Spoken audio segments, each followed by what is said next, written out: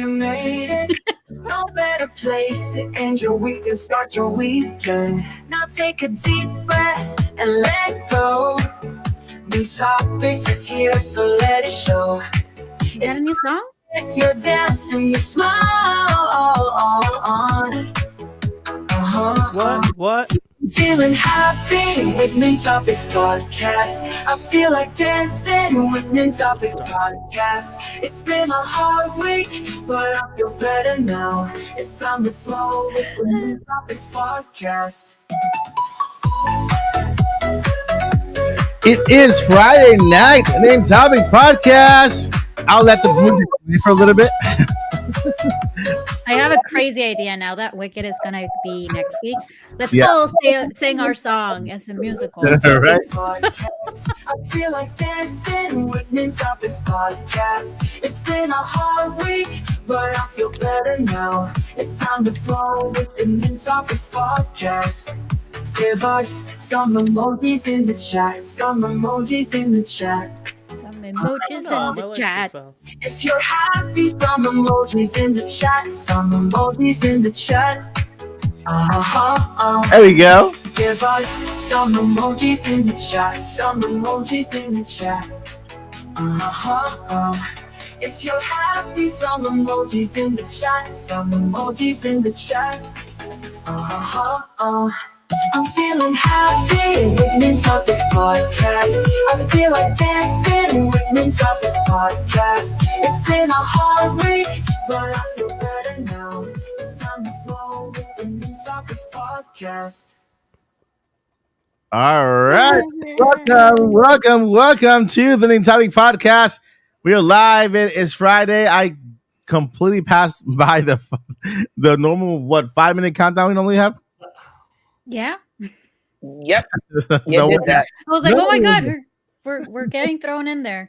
I know That's nobody was warned. It was Time.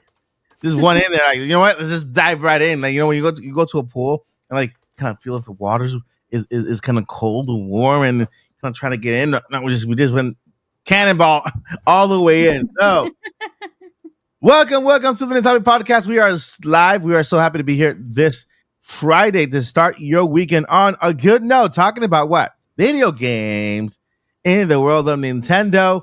I cannot do this every Friday by myself. I need an all-star cast, and they are here tonight.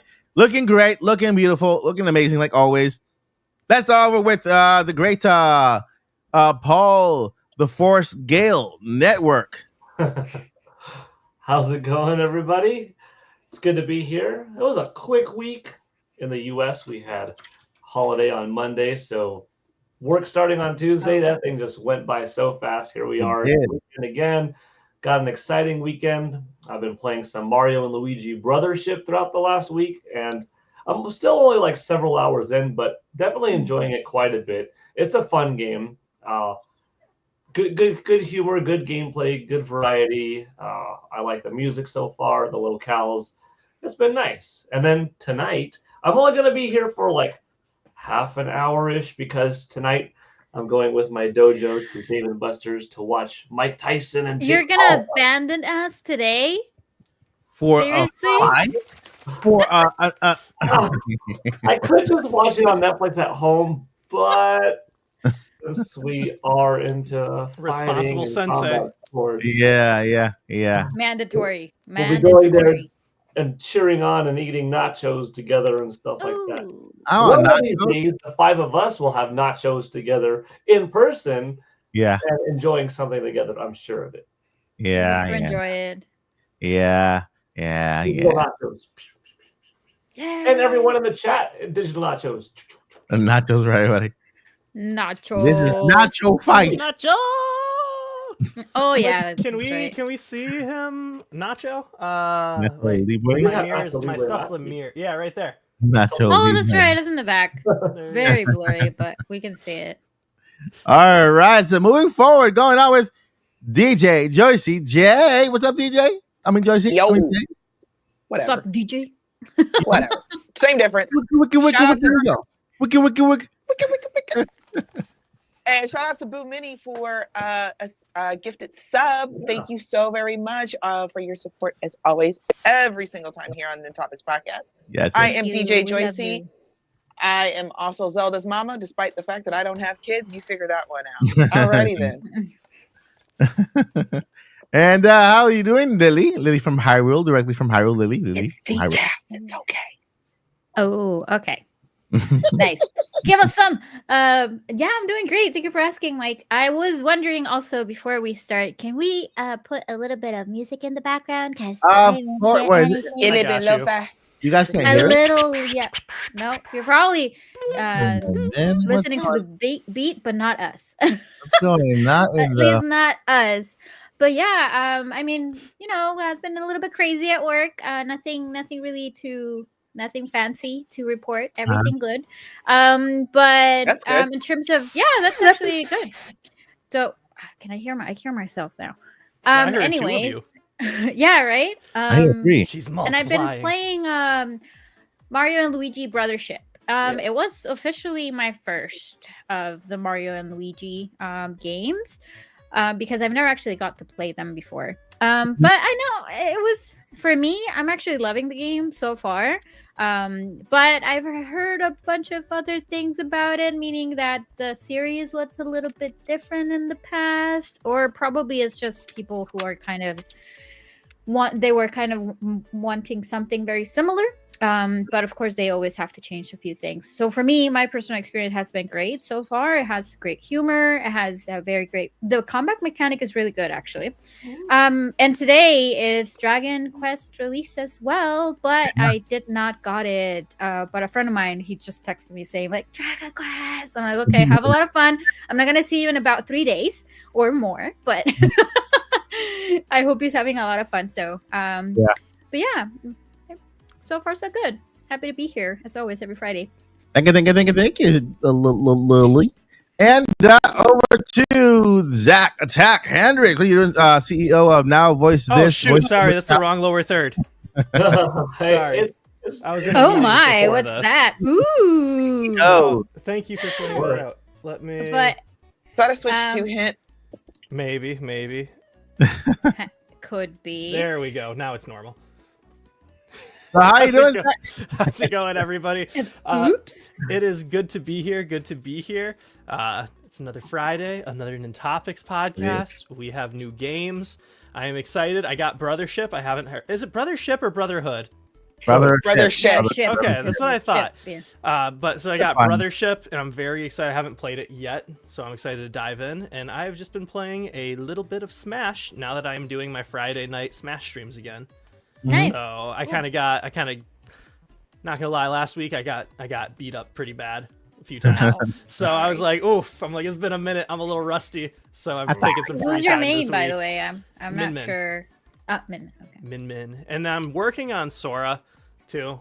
Then I I feel love like it's Sora. so funny. I feel like with Sora, I'm winning fights I shouldn't win. Not because I'm good, but because like I forget what does what for a second. And so like I'm really unorthodox because I'm just like, this one. And they're like, nothing he's doing is making any sense. And I'm like, yeah, that's called an accident. Win. Yeah. It's a happy It's like that Dunning-Kruger. But for Yeah, for sure. The other day I saw that they had Zora amiibo at GameStop, but I couldn't buy it. I'm like, oh my god, that's the only one I really wanted, and I hope I can get it soon. Which my amiibo? all-time favorite game Sora. series is Kingdom Hearts. Sora. Oh, yeah. Yeah, from Yeah. Kingdom Hearts. Yeah. I play. I haven't played Kingdom Hearts 3 yet. I played Kingdom Hearts 1, and that's it. PlayStation. Kingdom Hearts 1 and 2. I haven't played 3. I'll say 2 is the best one. 2 is the best one by far. I played. I think I played 1 and 2 and haven't played 3. And then I know they're working on 4, right? They're working on Kingdom Hearts 4. Yeah. They are working on 4. Yeah, they show that really cool trailer. Which, by the way, then they say, "Wait, it's not gonna look like that." I'm like, "What? Then why did you show the trailer?" I'm like, "What the heck was that?" As a And not Zelda to get fan, on my we know Kingdom how that Hearts. feels. I was about to say Yeah. not to get on my Kingdom Hearts soapbox because we're talking about some Zelda stuff, and I know where there's going to be a lot of Zelda soapboxing already. Yeah. So to make it super quick, in Kingdom Hearts 3, the game is like way bigger than any other game. Like every level in Kingdom Hearts 2 is the biggest level in Kingdom Hearts 2 is smaller than the smallest level in Kingdom Hearts 3. I But see. in Kingdom Hearts 2, the worlds feel bigger still. They're like full of life. Kingdom Hearts 3, it's like, oh, this level's huge because of the 10,000 empty hallways. Yeah. So I was Yeah. I was a little bummed that I waited 16 years only to be like, ah. Yeah, also that stupid button when you press a triangle and you want to open a freaking treasure, it's starting a whole special thing happening in the background. It's just crazy. And also if you want to just watch a movie, that's pretty much what's going to happen because there are so many cutscenes that you have no idea. It's almost like watching a movie. But it's good though. It's just, I love the cutscenes. I wish that yeah. I had more gameplay besides hallways. Yeah, for sure. Yeah. Yeah. But it's good. You should try it. Yeah, I will. I will. I mean, my backlog of video games is. Madness. I think you can actually take every single little cartridge, and then put them together, and it will go around the earth once, just by that little cartridge. That's how big my backlog of video games are. I haven't picked up Brothership. The other one just came out today, but I will soon. Working on that. But yeah, with me in the week, it's been a week. It's been a week. Having some stuff happening personally that is unexpected, but we'll get through it. You know, we have to look at the good side of everything. That's why I'm here tonight. Because guess what? This is the best part of my week podcast. I get to hang out with the best crew ever, and with the best chat ever as well. And so, what else? I really haven't been playing. I did play a little bit of. I don't know why. Like randomly, I just started playing. Donkey Kong, like the very first Donkey Kong game. I think it was because the announcement for Donkey Kong, The direct. yeah, it kind of, you know what, I feel nostalgic about Donkey Kong, so I'm going to play do do do do do do do do do do, you know, and then wait a minute, that guy's wearing my clothes, so I posted a picture of me in the same year as Donkey Kong released. And we're both wearing the same outfits. Jumpman, and me are both wearing the same outfit. Actually, let me show you guys. I'm a little bit old. Yes, I'm a bit on the older age. Although you can't see it because I use the most incredible creams and Or jeans. waxes. No, I don't use anything, you know. What is it? Those brands, the Neutrogena or whatever. Yeah, something like that. My wife knows them all. Like she collects them. It's like Easy Breezy and Beautiful or something, right? Easy cover as a cover girl. Oh yeah, that's the one. Easy cover girl. So that's Mike Odyssey at age, I think it's in 1981. Oh. And then you can see my huge. Don't say all. Look at that huge anime eyes I got there. My eyes are bigger than my nose and my mouth together. Which image inspired the other? I think one of them came first. So, you know. Which one came first? This one right here was done because of the limited resources they had when it comes to computer Not compute. Computing power. Computation. That's a word that I just made up. Computation. Add it to the dictionary for sure. All right. Well, we know that you had a 9-month prep time. So it depends how long they were working on Mario. I don't think they were working on Mario for 9 months. You know, look at that nose. Look at that giant nose that Mario has there. You know, Smaller than his eyes. I'm pretty, and his little dot eyes can't even see past his nose because the nose is in the way. To be honest, I think my mom should at least get some kind of fine for giving me this outfit. I'm standing next to my sister, and if you look at my sister's outfit, then you probably think my mom needs to go to jail. At that point. You know, I don't know about all that. I'll Pauline. You know what? You're making me look for the outfit. I need to find it now. You think it still fits? Oh no, not. I mean, like it might. My sister's outfit for my sister, not mine. Oh, but okay. No, my sister. She's next to me, and she's wearing this kind of clown outfit. That's literally a clown outfit. I think we were going to church or something. I don't remember. But yeah, Nintendo has some explanation to do. I'm going to sue them because they've been suing everybody else. I'm suing them. Infringement on, on my outfit. Jeez. So Speaking of outfits, can I show mine real quick? Of course. I don't know if you guys can see it, but I'm rocking the Twilight. Twilight Princess. Twilight Princess Link. Yay. I like it. I'm I sorry, like it. I just had to show that off because that's my I boy. like it. I like it, Josie. I like it. I like it. Thank you. It's nice. I'm It's not a too little fun, dark, but not too fun about the hat, but I like it. Very nice. oh well, he's I'm always messing- had the hat. Breath I'm of the Wild's messing the with first you. time he didn't come with the hat. Like you find the hat, but it doesn't come with the hat. That's not the Even main the outfit of classic that. one. Look. That's the hat. Okay, that is the hat. Okay, dear Nintendos, I dear agree. Nintendos, if the movie does not have him in the classic green tunic with the hat at some point, Mhm. I'm going to sue for emotional At some distress. point, yeah, I agree. At some point. Yeah, that's emotional distress. Yeah.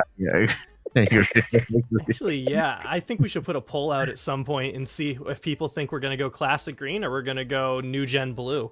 I think Right. we'll never go without either. I think from now on, Link will have different outfits. Maybe start with one. I think we'll probably start one with like a brown outfit at one point or something. Whatever the story calls for at the time. To be fair, I do yeah. think that he will have the classic green because that's what the world knows. The fans know that we have different outfits now. That was one thing I did like about Breath of the Wild was the fashion show. You talking about the movie or the next I'm game? talking about the movie. I'm Oh, talking okay. about the movie. Yeah, of course. Think about this too. Yeah, The more- yeah. Go ahead, Paul. the more outfits they put in there, the more merchandise there is to sell, the more toys there are to sell. So if you Yeah, have for sure. Link start off with one, it gets beaten up. There's a need to get one with a little bit of chainmail that's a little bit Twilight Princess-ish. There's a reason for that. If there's some scene where Heat is, dooming and he needs a red one, or we need something a little bit more aerobic. There's other reasons beyond story, and that's to sell toys, which I'll probably buy. Let's be honest, though. I know this What isn't works? necessarily the topic, but let's be honest, though. When it comes to the movie, as gamers, we would love a 10 to 15 hour movie with breaks where he goes through different dungeons and he changes different outfits and we have Sounds side so quests. cool. We would have because back in the old school days, and I'm talking about like our parents and grandparents' day, they would when they had really long movies, they would have intermission. Yeah. A movie that comes to mind. I do remember that. That's right. A couple movies that come to mind was Gone with the Wind and The Ten Commandments. The original Ten Commandments is a 6-hour long movie with Charlton Heston.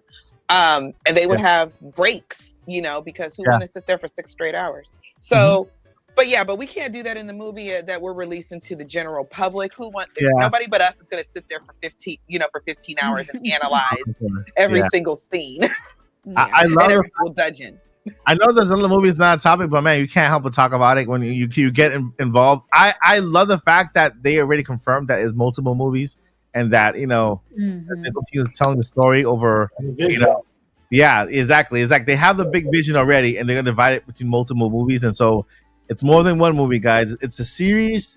Hopefully, it's like a saga. It'll be awesome. And if it's not better than my script, I'm also suing for emotional distress. Oh my god! Beware, Nintendo. Yeah, beware. I got one. I'm ready for that one. Hold up. You ready? Oh, What? no, wait. FBI, open up! That's not it. Hold on. Oh, I was getting ready to say I got a pin. I don't know what I'm gonna do with it, but Emotional damage. there you go. That is it. Classic. That is it. I come ready, guys, and I color code them this time because I had trouble looking for music before, but I color code them this time. So I can go back to my effects, and if I want to add clapping sounds, that is not clapping sound. That is not clapping sound. That's not, but Close it's enough. still a good effect. Anyway, all right. Keep it rolling, Mike. Let's keep it Let's rolling. go ahead and get started with our topics for today. We got some pretty good topics. I'm gonna go ahead and basically we'll go over the first topic, and then we'll get the amazing cast in with their points and their opinions on said topic. So today's first topic is, of course, Nintendo Switch 2, right? Because that's the trending topic that YouTube will not let us let go for one little bit. We cannot breathe. YouTube algorithm. So we're talking about Switch 2, but we're talking about more in the sense of how Nintendo has been acting this entire year. 2024, my friends, has not been a regular year for every Nintendo fan. We are literally filled with a lot of it. Emotional damage. Yes. It's everywhere. We don't know what's going on. February, no direct. What did we get? A partner showcase. Nintendo silent all the way to April, where we got the Indie World showcase. Complete silence all the way to May until we got the first ever. This is Furukawa. Next month will be Nintendo has been around for so many years, Switch and blah blah blah, and there's been so many long time since we presented the Switch. Blippity blippity blip. We will be revealing the successors to Switch this fiscal year. Why did that have to happen? Because after that, the level of patience got from here to here. For content creators, for everyone, like the level it's sometimes it's best not to know, and then Nintendo just drop it. But the level of patience, Nintendo said this fiscal year, every week we get a different video. Nintendo Direct Switch 2, a rumor next week, and the next. Every time Nintendo tweets, they're like, "Okay, you guys want new merchandise? Look at the Nintendo Switch headphones." I was having a conversation with a friend the other day. I was like, as soon as the Switch 2 is officially announced and revealed and comes out, people are going to find out real quick if their favorite YouTubers actually have a personality or not. for real. Mike does. It's like in the next. Oh, thank you, Jersey. And the next, and I'm like, my God, isn't there anything else out there you guys can we talk about? I've tried my followers know I've tried to talk about every other topic, but if I don't have Switch 2 in that title, it's like, okay, this is different. The difference between a 500 view video and a 3,000 view video in the first hour, right? It's like, real quick, Mike. Paul has to go, so I want him to go ahead and say goodbye to us. Paul, you got to go, right? Because you just put that in our thing. Yeah, I was just typing just in case if I had to book it, that if anybody wanted to read off my 2 cents, they could. But since you introduced me as I exit, my 2 cents. It's been a great year for Nintendo. Original games like Princess Peach Showtime, The Legend of Zelda Echoes of Wisdom, and Mario and Luigi Brothership. We had interesting announcements and games like MEO, Jamboree, Endless Ocean. There was a Larmo, a Donkey Kong Park presentation, plenty of games on Nintendo Switch Online, Lego Mario, Lego Zelda, and a playtest.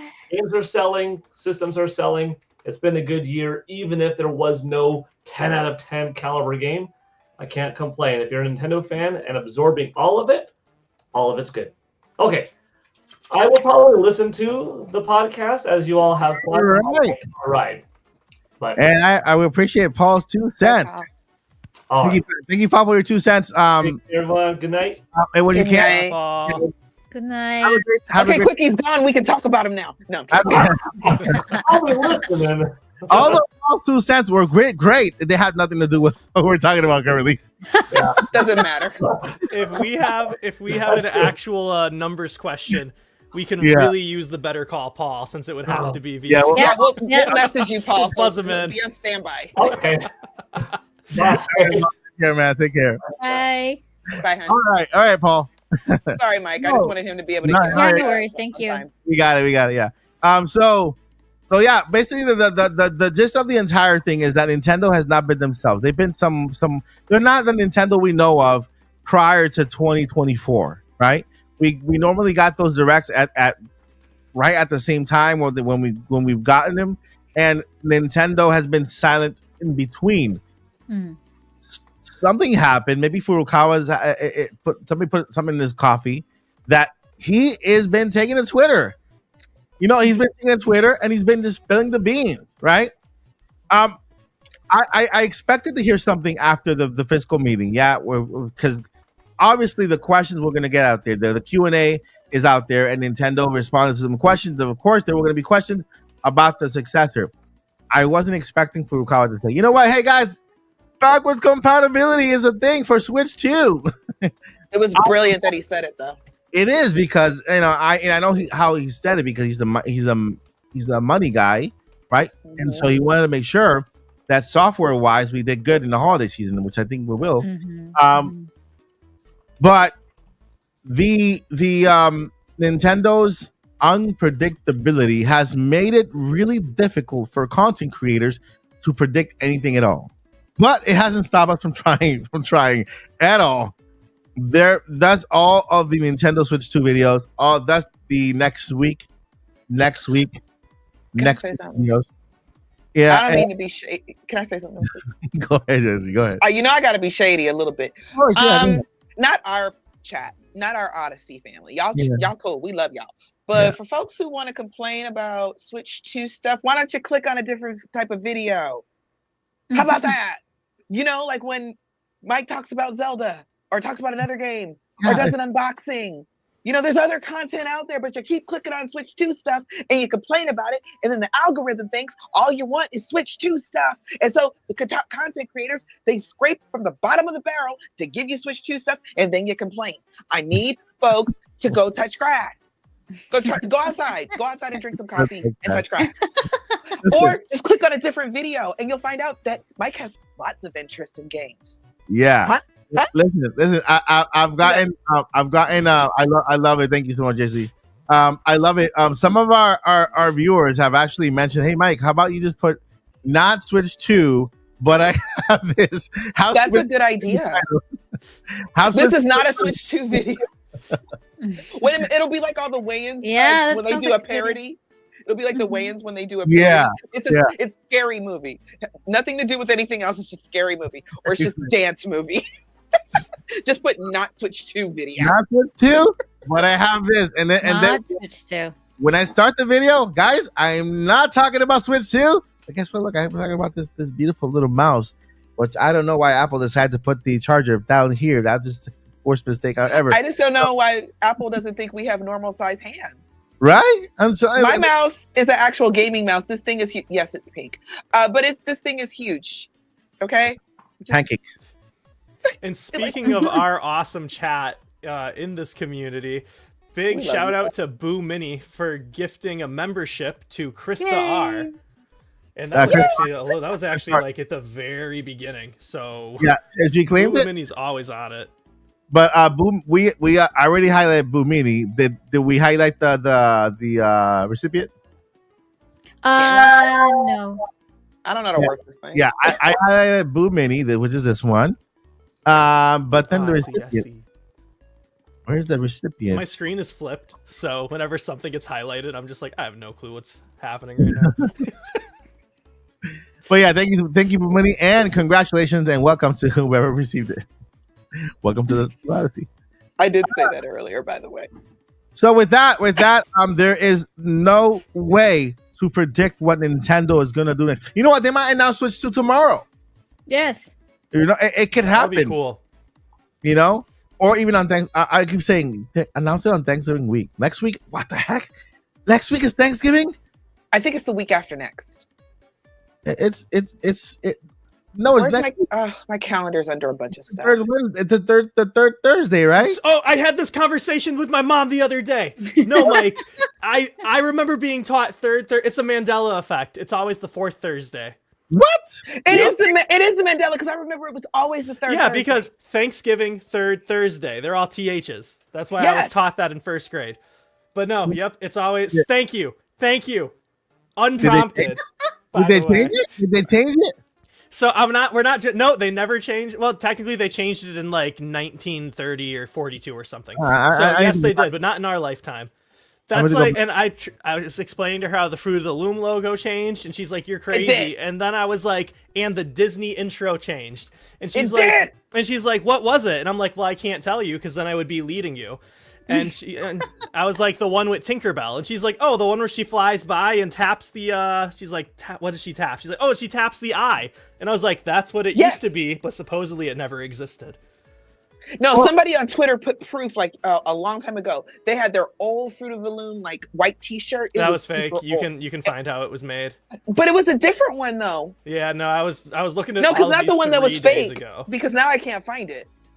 Okay, I can find the fake one. I But can't yeah, find Mike. the So original one. fourth Anyway. Thursday, me and you and Joycey, and I don't know if Lily said the same or not, but we all came from the old universe where it used to be the third Thursday.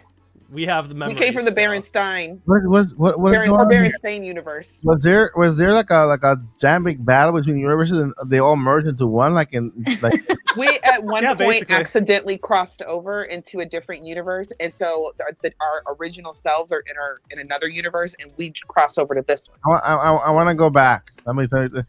No, because Mike, in the what does the old Fruit one, of the Loom logo look like? yeah, what does it look like? It's a bunch of fruit. What else is in it? No, Um, he's from this one. What? I remember a cornucopia. Wait, hold on. Fruit of the what? I call Fruit it of the fruit. Loom. I, know, Yeah, I, no. I call it fruit of the loops. Whatever. But it was Fruit it- of the Alright. Loops. okay. In it's Mexico, always it's called Fruity Lupis. Yeah, I it- love that. That Fruity sounds Lupis. De Lupes. Fruity Everything sounds Lupis. better in Spanish. no, it just, Everything.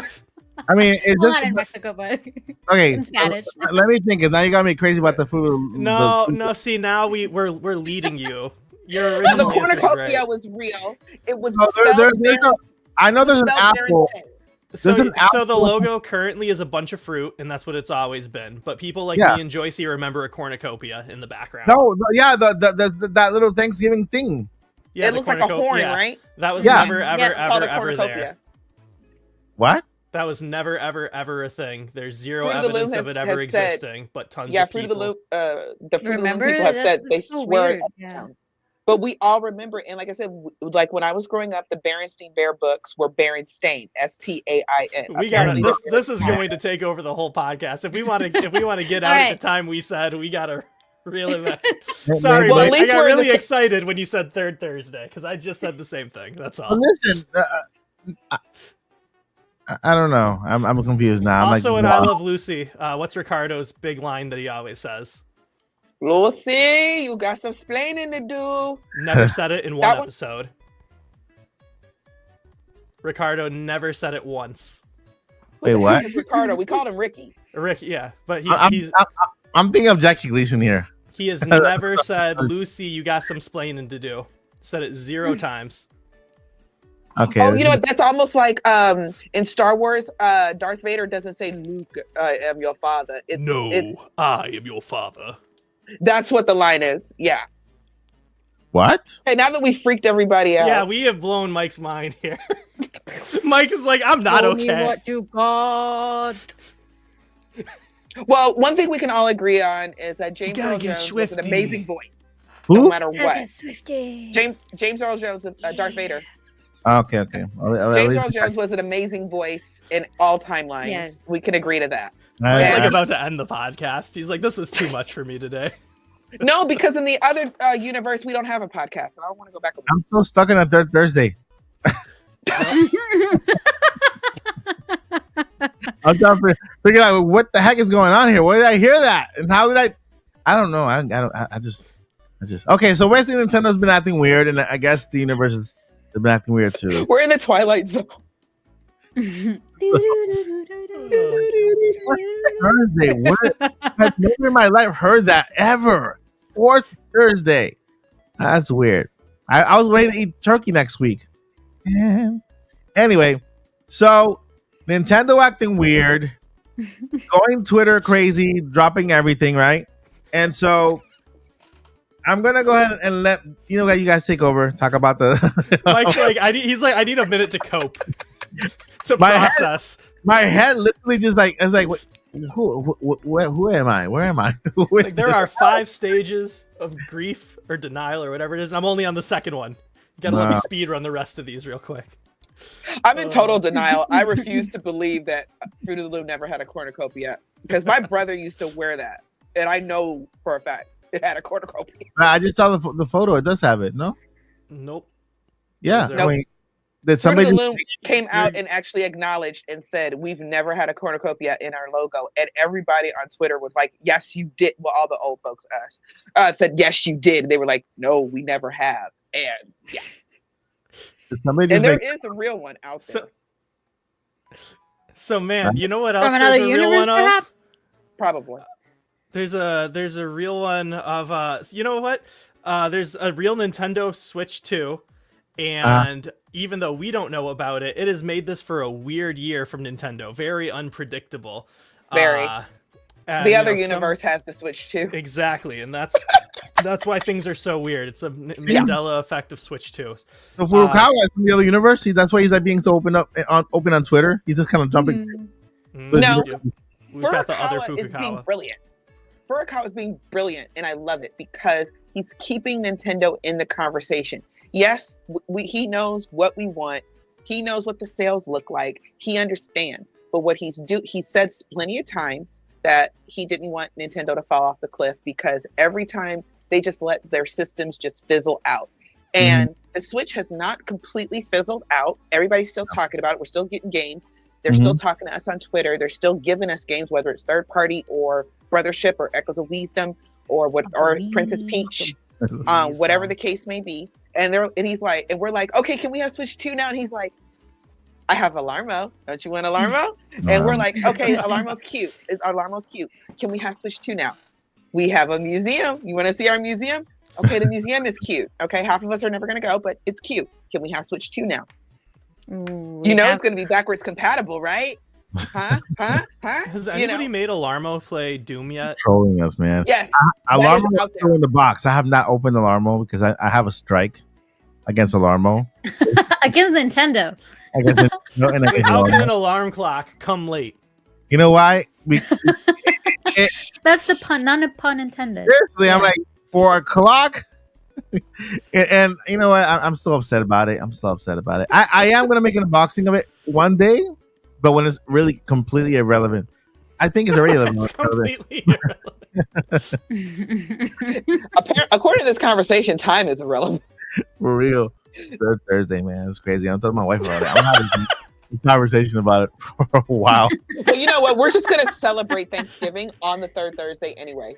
Listen. I'm in a chat with my family and my mom, and she's like asking everybody, please bring something. Like, I'm gonna tell like it's not next week, right? I think we're all we're all from the other universe because we crossed over a long time ago. That's why everybody has the same That's memory. what happens. But I don't even celebrate Thanksgiving, okay? Because we don't really do that in Mexico.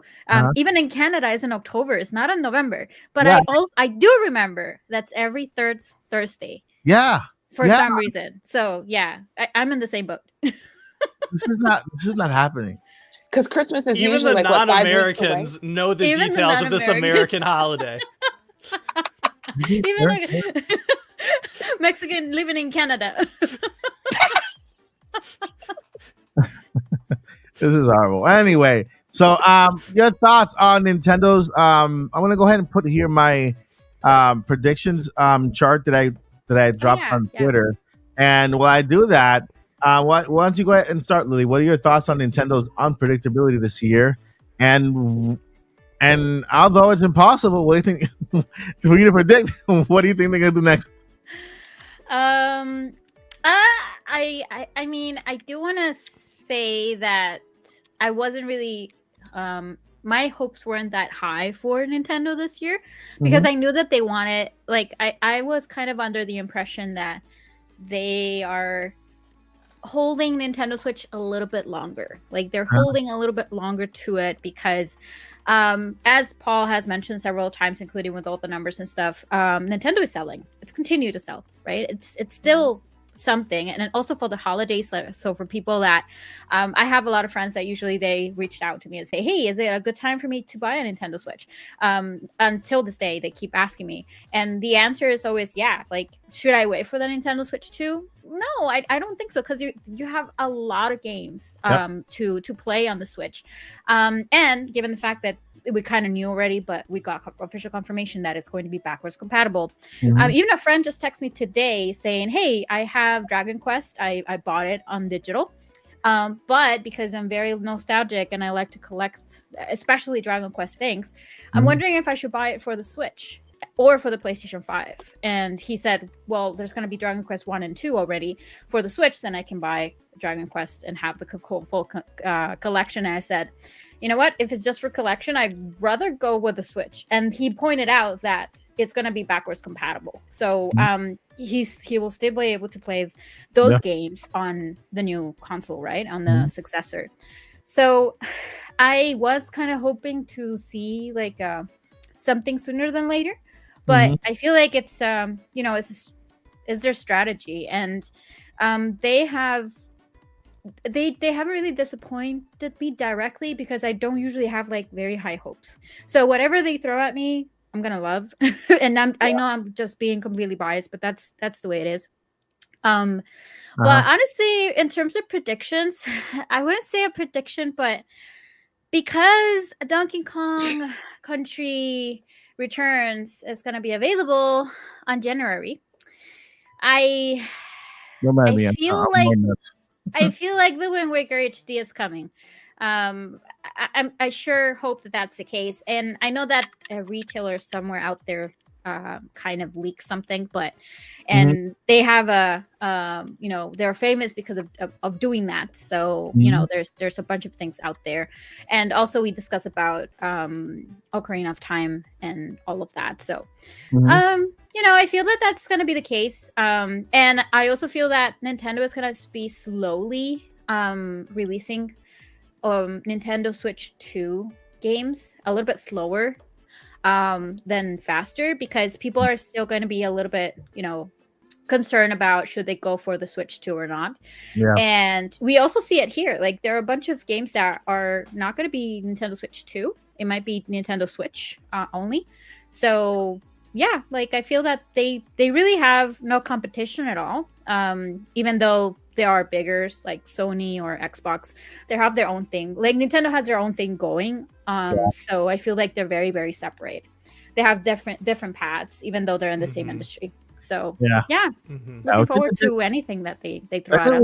Technically, every game we have now is a Switch 2 game because it's backwards compatible. So you'll take the memory with you. Correct. And I think I can agree with you that they might have not a slower release, because they'll still be releasing video games, right? And the game will be playable on both. But Switch 2 focused games, they'll probably the first year, because I know with Switch, the first year of Switch, what they were like, 3 new good games. They only needed Breath of the Wild though. Yeah. And at that point, that was a big game. That was a big seller. Mario Odyssey. And 1-2 Switch. Yeah. And I actually heard Snipper Clips was really, really good. I watched a gameplay of it. I love Snipper Clips. Yeah. You gotta play it with somebody though. Yeah, it's because those were the games that were demonstrating the new features of the Joy-Cons and how to play, and the gimmicky, I love right? the sandwich where you're just like. Yeah, and you notice there's not been a game that has taken advantage of all those Joy-Con features that they've all completely abandoned. I remember a game where you take the Joy-Con, and it was so cool because you can actually feel the little marbles kind of rolling inside of it. And you can actually count. I'm like, how do they do this? There's nothing in there right now. Do you remember what they named that one, Mike? I don't. They were really in their creative bag when they named that one. That one was Ball Count. But I only remember because the voice. Because my nephew was really young at the time, and he just kept quoting it. Because the voice, when you clicked it, it goes, Ball Count. Oh, wow. Anyways, so it's sad that you couldn't. You know what? At least Tears of the Kingdom or Zelda could have made like a little puzzle with where you use the Joy-Cons to kind of figure out something or code or something, right? Something similar where you had to move the thingy to move. Yeah, the gyroscope. You had to move the flip controller. It upside down. Yeah, the gyroscope. But it would have been cool if because this thing has the technology to make you feel like it's getting filled up with water, and also when you move it like this, you can actually feel like like those ball cams, just kind of scrolling inside the Joy-Con, which is pretty cool. That was crazy. Nobody took advantage of that technology to create cool experiences. I think what is it they called it? 3D haptic or something like that. 3D haptic. Yeah, the haptic feedback. It was. It was like. What was the name? It is haptic feedback, but they gave it like some really specific name. Yeah, it was. It was a name. It was a name. So, Lily. Oh, Lily just went. What, you want me to go again? No, thank you. I'm not gonna remember what I said. Listen. I'm not lying to you. I'm still stuck on the third Wednesday thing in my head. The third Thursday. The third Thursday. You just said Wednesday. We'll see what happened. It was just the HD Rumble. HD Rumble. There we go. Yeah. So, however, most people get off early on Wednesdays before Thanksgiving. I'm just saying. Yeah. I'm off early. Yeah. Anyway, sorry. As we were. Yeah, like. What is Nintendo doing? Well, I know Furukawa's being smart, and when it comes to giving us those little tidbits, little breadcrumbs, so that we can kind of at least, But with, they merged the Indie World Showcase with the partner showcase there, kind of really making people believe that September had something big. Nothing happened in September whatsoever. Like, Joke's on you. exactly. It was like the Lily biggest is rocking like goblin energy today. Seriously, but listen, combining that Indie World and the partner showcase was the biggest troll move Nintendo has ever done this year. Nah, Alarmo was the troll. That was the biggest troll ever. I honestly didn't know what to think about it when they announced it. I was like, well, this is nice, but it's not the Switch 2. Yeah, I let out some words I can't say on this channel.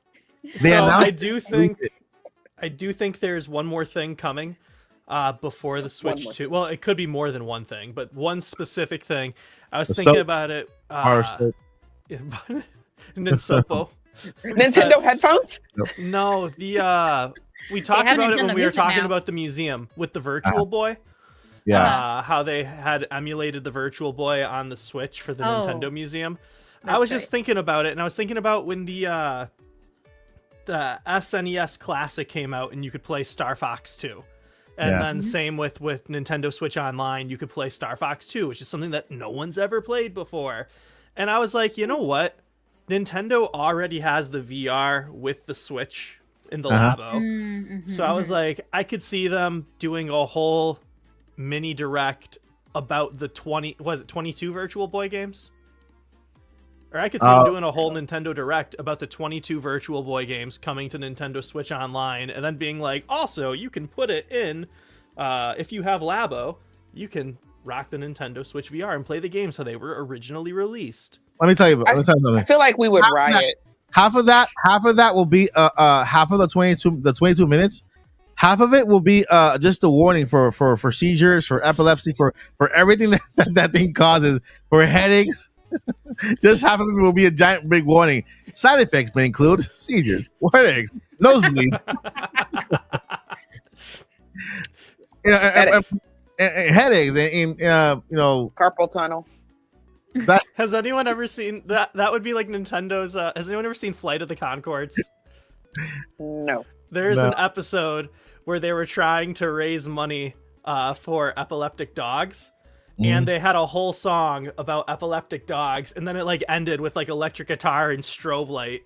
And the camera just cuts to outside of the facility, and all you just hear is all these. That is horrible. That's what that Nintendo Direct would be like. Exactly. Imagine them showing the actual gameplay from that, because I know they had good intentions with that. They were ahead of the time. But I played it. I've never had a bigger headache. Like, it's like an instant big headache you get, because it's just, unless they fix the gameplay, because they can just make it look like a Game Boy game instead of like a 3D kind of, whatever. There's so much they can do to fix it, and to say, oh, this was what we showed back then when it really wasn't. It was just a whole bunch of lines like coming at you, you know. But yeah, Josie, what do you think? What predict something that Nintendo's going to do next? I already said it. Nintendo headphones. Okay, And they're gonna light up. light up. They're gonna So light up Nintendo headphones. And are what's the name of them? What are they going to call it? Headphomios? Nintendo phones. Nintendo. Nintendo. Nin headphones. By the way, I Nintendo think phones. these are the same ones you have, Lily. I think. Yeah. One of Yeah, the no, we most have the same. elusive collectibles I've been trying to get. For those of you who are newer here, I've brought out some of my Nintendo World Championship stuff a few times. And at the Nintendo Several World times. Championships 2017, the biggest thing that I don't have was the staff all had Nintendo branded headphones. And apparently there was like a magnetic like Nintendo logo, a Nintendo Switch logo that like magnetically clipped onto them. Yeah. And they took those back from everybody when it ended, and I've been trying so hard to find these Nintendo headphones and get them into my collection. So, headphones. Nice. Joycey, if they did, that would be cool. That it would be cool. I mean, more merch, nothing wrong. There is with a that. patent. There is the patent for Nintendo headphones. All right. The patent master has spoken. The haptic feedback, but this time it's in the headphone. Yeah, Right. I think there's like 5 balls rolling. No, that's 4 actually. But to be fair, with the music app, it's not too. It's with the music app. It's not too much of a stretch for the imagination. Oh yeah. Sure. Now that I really think about it, but as far as what Nintendo's going to do next, I think they're going to chill for now. I do think that they're going to have a presence at the Game Awards. I do not think Switch 2 would be there. Yeah. But I've been saying this since Metroid Prime 4 was announced, and a couple people have agreed with me, and plenty of people don't, whatever. But I do think it is wise to bring not a full trailer, but a longer or different teaser with different aspects of the game to bring it to the Game Awards, because that is one of the bigger audiences that want that type of game. Because it has all the things, it has shooting things. There's aliens. Samus is a girl, but you probably don't notice.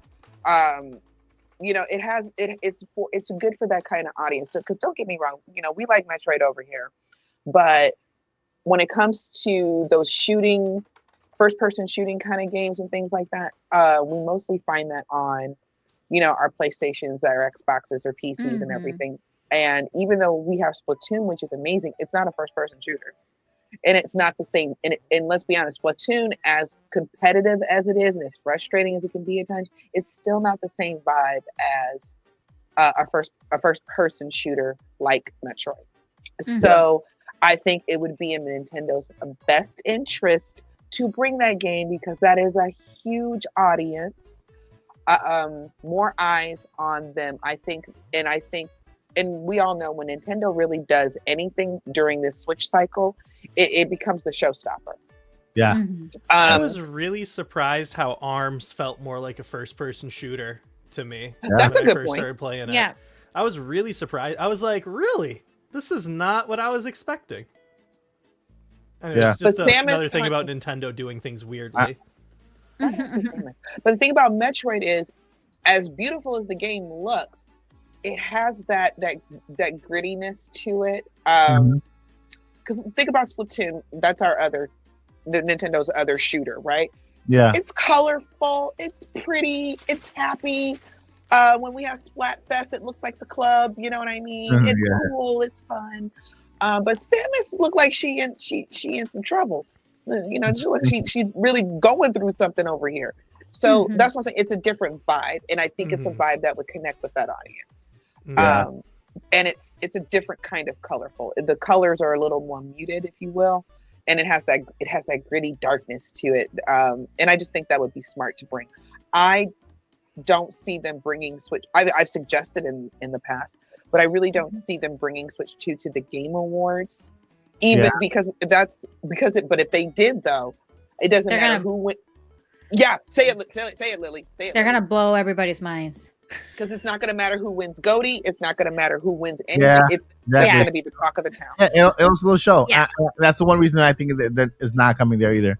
Exactly. It would But- be smart if they did. They couldn't lose if they did. I will say that they couldn't. But lose. with the bravery of some developers now, I'll kind of say, yeah, we're gonna bring our game to Switch 2, hinting it or just putting the logo with the little eyes on top of it. Mhm. There have been other developers now who are jumping on the Switch 2 train and just saying, kind of hinting Switch 2 also, including Red Deer Games, really a big friend of the channel, is open and say, hey, if you want to bring your game to Switch 2, contact us and we can help you bring your game to Switch 2. They're promoting it like that on X, and so developers are now saying, hey, we're ready to talk about Switch 2. We're ready to kind of, or maybe Nintendo said, you know what, you are free to address it. They might have got an email and say, you know what, you are free to address that your game might be coming to Nintendo, and just kind of hint something, but don't really say the name or don't say. You can say coming to Nintendo without mentioning the system. Mhm. And That's not wrong with that. I can see that happening a lot with the trailer drops at Game Awards, and maybe saying Elden Ring and saying coming to Nintendo, and that's it. That'll blow people's mind. Just Elden Ring coming to Nintendo. It can't be the Switch. It has to be Switch 2. So I think we are going to get some type of announcement in that sort that is going to say it's coming to Nintendo, but they didn't say the Switch. They just the Nintendo. Can I say anything? Yeah. Say anything? Now, if they really wanted to, if Nintendo, because we do have to keep in mind here, there's another variable is that Nintendo's being unpredictable. So, they've never done this and they've never done that, and it was hilarious. I saw this comment. Well, the Game Awards never cares about Nintendo. Excuse me, Breath of the Wild had one GOTY the year that it came out. Metroid Dread won for Best Action. Bayonetta's won for Best Action Game. I know that's not technically Nintendo, but Nintendo's the only system that has Bayonetta right now, or all three of them. So we can't say that it wouldn't happen with 100% surety. So I want to put that out there. Yeah. But it would be a total mic drop if all these new games that they're going to be premiering, because let's be honest, that's why we watch the Game Awards, is because we want to watch trailer. Of course. You know, all these trailers saying coming to the Nintendo, and at the end, Nintendo is just like, you know what? Here you go. And they just give us the logo, or they just give us something really, really, really tiny, and it's a mic drop moment. I agree. We can't say it couldn't happen. I just don't see it happening. And talking about On that note, on Monday they're going to reveal the games that are going to be nominees. Yes, the nominations come out Monday. I'm so excited. Yep. So it's up to you guys if you want to do the predictions on the next Friday. Yes. We'll do predictions next Friday, and then of course we'll have on December 12th, Thursday, we're having our finale pajama party Game Awards celebration. I'm here at the podcast, so make sure you write your calendars down. I keep saying it because it's a Thursday, it's not a Friday. Okay, Yes. it's a Thursday. I even forgot, and I have a calendar. A Thursday. And before we move on to the next topic, we have a friend here that claims to be the son of a very well-known content creator, an illegitimate son of a well-known content creator. You guys know him. He's Blue. Yeah, Oh, sorry. he's a content creator, Nintendo content creator. He's Blue, and he just asked for some time, and I'm gonna give it to him. So, without further ado, I want to let me go ahead and just kind of highlight here real quick. How do I do this? Let's do okay right here. All right, so I have not scripted this. I don't know what he's gonna say, but you guys know I'm not even gonna say whose dad is he claiming to have. You guys will figure it out on the chat and right here too. Okay, so are you ready? You sure? You're positive. Okay.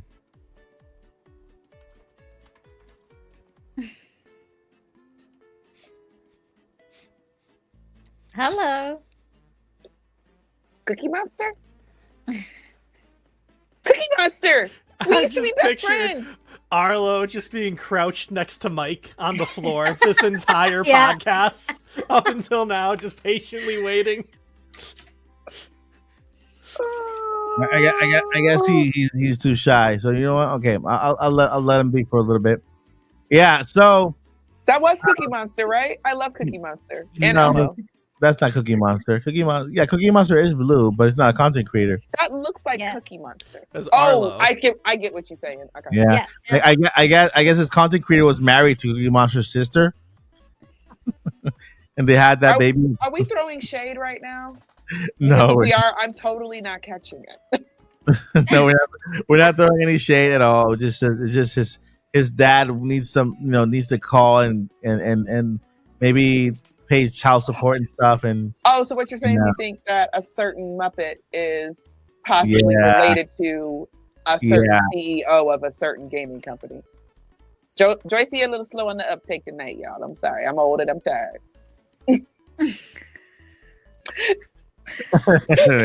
All right, so I'll give. I will give him some time later on to express himself if he wants to. But for now, if you guys see his dad, go ahead on his videos and comment if his son is looking for him. No, we're not doing that. We're not going to go harass Harlow. I didn't say names. I didn't say any names. Do not harass Muppets. Those are the only people I harass. He's not a Muppet. I have no idea what's going on, by the way. I really don't. I have no idea what's happening. Mike, why are you on the big screen and we have these little tiny screens on the side? Like, what is happening? He was showing our okay, well, he went back into hiding, so put us back and forth. Our little friend. Our little. Say hello to my little friend. Our little. If you know what movie that's from, chat, God bless you. The Scarface? Yes, Scarface. All right, so you to know we the same age. Oh, okay, yeah. I was gonna say Godfather, but I have Godfather in my head. I watched that movie about 10 times already. So with that, I swear there's only coffee in my cup. I swear. I have no coffee whatsoever, so that's the thing. Want them? Want them? Yes. I'll take some. Here you go.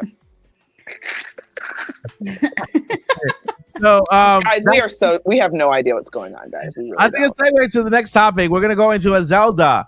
I want to call it a debate, but I'm sure it's not gonna be a debate between us. Might turn into one. Who knows? Friendly debate, but there is. We had an interview with A.G. Onuma. Okay, he is one of the Godfathers, not the one, but one of the Godfathers in the Legend of Zelda series. A man we all truly respect and admire for his creativity, and he's in the way he's taking this franchise and just kind of blowing it up and giving us some of the best games. And well, he in an interview mentioned the process of which they create games, right? And so I personally enjoyed what he said, and what he tried to say is that when they make video games, and as a general, right, this counts for Mario, Zelda, Splatoon, anything. They want to focus on the gameplay, right? The mechanics. What makes the game fun? And this is a script, by the way, because Miyamoto said the same thing. Not about Zelda, but about Mario, about other franchises in Nintendo too. And I've heard this from a third developer. I can't remember who it was, but it looks like it's kind of more like a scripted thing, because that's how Nintendo develops all of their games moving forward, right? They work on the Mario Wonder. That's where I heard it. They worked on the mechanics and everything before they figured out what's gonna happen with Mario and what the storyline. Although there was really not that much of a storyline, it was like this small, But there was some type of storyline. They didn't have that when they were creating the mechanics of the game. Making Mario his little character and kind of, all the stuff, all the power-ups and stuff. They come up with the mechanics first. So this sparked kind of a debate of whether what is more important to a player, whether it's the story of the game. When it comes to, let's focus on Zelda now, the story, or is it the gameplay, right? Since the gameplay comes first, and then they build the story around. They wrap it like a gift around the gameplay, you know. And so, in a nutshell, that's what was understood about how he explained the way they developed their games.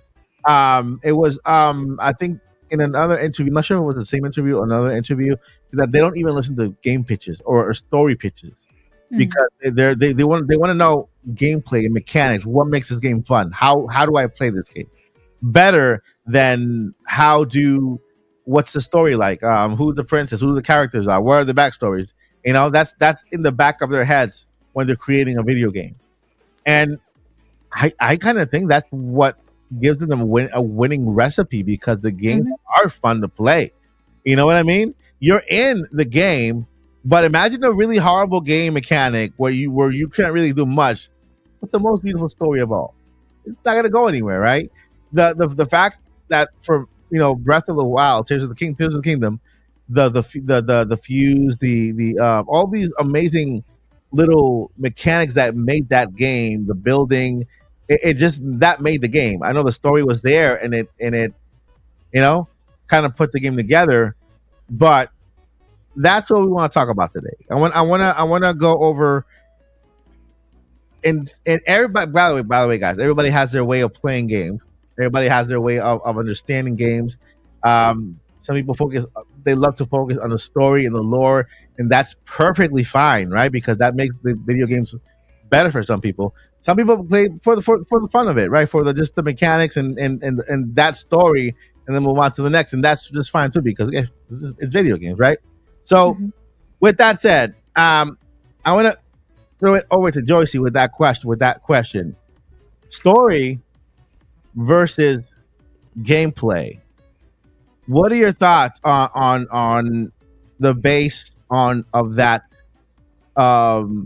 little kind of piece of information that we received, and yeah, how do you see it? What motivates you? And we're talking about Zelda here. Thinking about they make the gameplay before they make the story. So here's my thing. This isn't the first time Nintendo said that. Yeah. Or the Zelda dev teams have said that.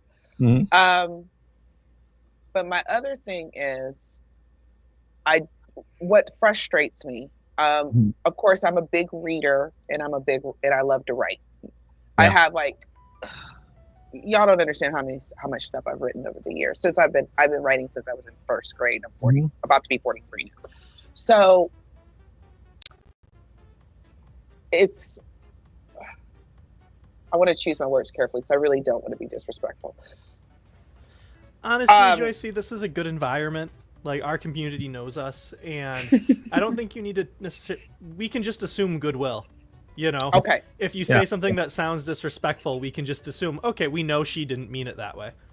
I don't mean this in a mean way, but Nintendo, I think you're limiting yourself, because Xenoblade exists.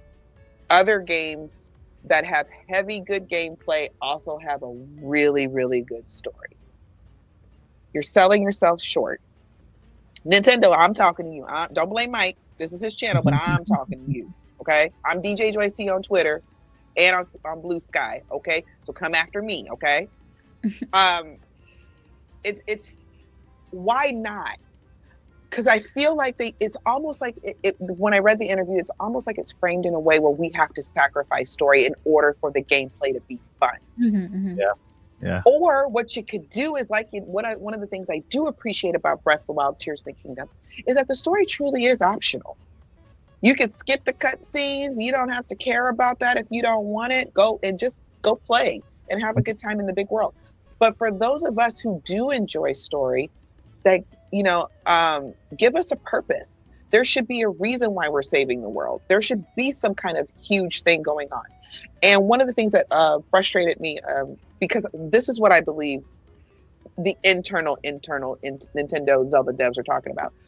Well, we did a really great story for Skyward Sword, but nobody bought it. No, nobody bought it because they didn't want motion controls. There are games where you do need to get up off your hiney and play and move and everything. Zelda's not one of those games. We don't want to do that. Hence why they have not created another one. Okay? Yep. What Lily said. And then you tried to change the control scheme up in the HD version, and we still don't want that. Okay? We don't want that. So when I think of Skyward Sword, I see how wonderful and beautiful and moving that story is, and it's still extremely simplistic. Okay? But it is a beautiful story. And it's fun and it's loving and it's about, and we can still have the argument, are Zelda and Link a couple, or are they just really, really close friends? They're a couple, but whatever. But you don't have to sacrifice it. You can have both. You can have both. It's okay, Nintendo. If you don't want to write it, call me boo. I got you. Okay? I got you. I will write the staying on story. It's okay if you want to do gameplay first. But when I think of Breath of the Wild, when I think of Tears of the Kingdom, when I think of Echoes of Wisdom, I see all these references to previous games. You have a story right there. You don't even have to do a whole lot of thinking. So it frustrates me a lot that they do it that way. And I understand. And the thing about it is that that's the fun with Zelda specifically, because there is so much lore, because there's so much mystery, because we honestly don't know what the heck is going on. Y'all talk about the same dang on imprisonment war. Yeah, and Nintendo, I'm gonna get on you about that imprisonment war in Tears of the Kingdom. We didn't have to hear about that 6 times. Yeah. Yeah. I agree. We didn't have to hear about it, the exact same story. You didn't give us a different perspective from each of the champions. And it's like, oh, well, you don't know which one you're going to go first. You don't know. Is there not a way to program certain cutscenes trigger, because, okay, this is their first dungeon, so trigger the first cutscene. Here's the second dungeon, trigger the second cutscene that goes with that. There's no way to program that. Bull fucky. Okay? I'm censoring myself. So that's one of the things that frustrates me, because you let all that game just go to waste when there's nothing else for people like me to find. Yeah. I want to find the story. That was one of the best things I liked about Echoes of Wisdom, because I'm not going to spoil it for anybody who hasn't finished it. But there's a whole other reason why Hyrule exists. And Echoes of Wisdom dropped some heavy lore. And I was like, so that's why this is happening. You know what I mean? You imagine having that kind of feeling in a Zelda game. And the other thing I'm going to say real quick, because I will talk all night if y'all let me. Stop, Joycey! No, I have to. Don't do it! Don't do it! The giggle bug is in full effect tonight. Yep. I just appreciate Lily's jokes are always very well timed. Like, I feel like she makes the least amount of jokes, but it's always and boom, there it is. It's just like anyways, continue, Joycey. I'm sorry. No, you're fine. I'm cracking up too. I'm just y'all, we really are unhinged tonight. I think and my coffee is decaf, but you never know it. I don't know. By the way, while we giggle, make sure to drop your question in the chat for the Q&A at the end. If you want your questions answered, go ahead. You can start asking them throughout the podcast, and we will go ahead and highlight them to answer towards the end. All right, go ahead, Josie. The other thing I wanted to say, oh God, by some time there's this kicking in. Shenanigans. Through all that shenanigans, I forgot what I was going to say. It was something along the lines of, what were we talking about? We were talking about story. I talked about that. Yeah. And then about how what Echoes of Wisdom dropped on us, which is a huge thing for the lore. It's huge, and people think that it was like a spin-off game. Like, what the heck? This is mainline. This is like seriously deep dank lore right here.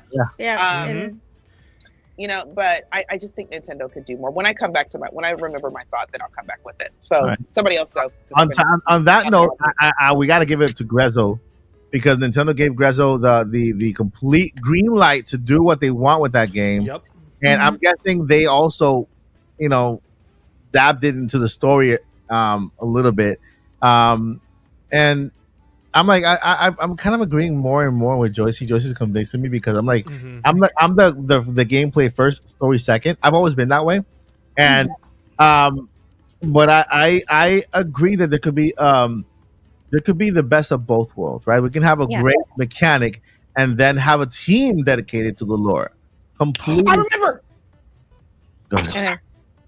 You know what? You keep going. I'm gonna write it down. Okay, we have a Zelda, have a Nintendo team just dedicated to story, right? And so we have a team dedicated to the gameplay, making the game fun, mechanics, and all that stuff. But then have a team dedicated to to writing the story, like an expert in lore, and just making this story fit perfectly well in within the gameplay, right? Gameplay is only how you move, how do you get from point A to point B, and what do you have to help you get from point A to point B? That's basically mechanics and gameplay, right? Mhm. Have a team that's dedicated to the lore. Give you a really that's their whole job. And if that's their whole job, they're gonna craft a beautiful story with a lot of information and with that continues the story of Zelda. I was impressed with Echoes of Wisdom because of that. That caught my attention.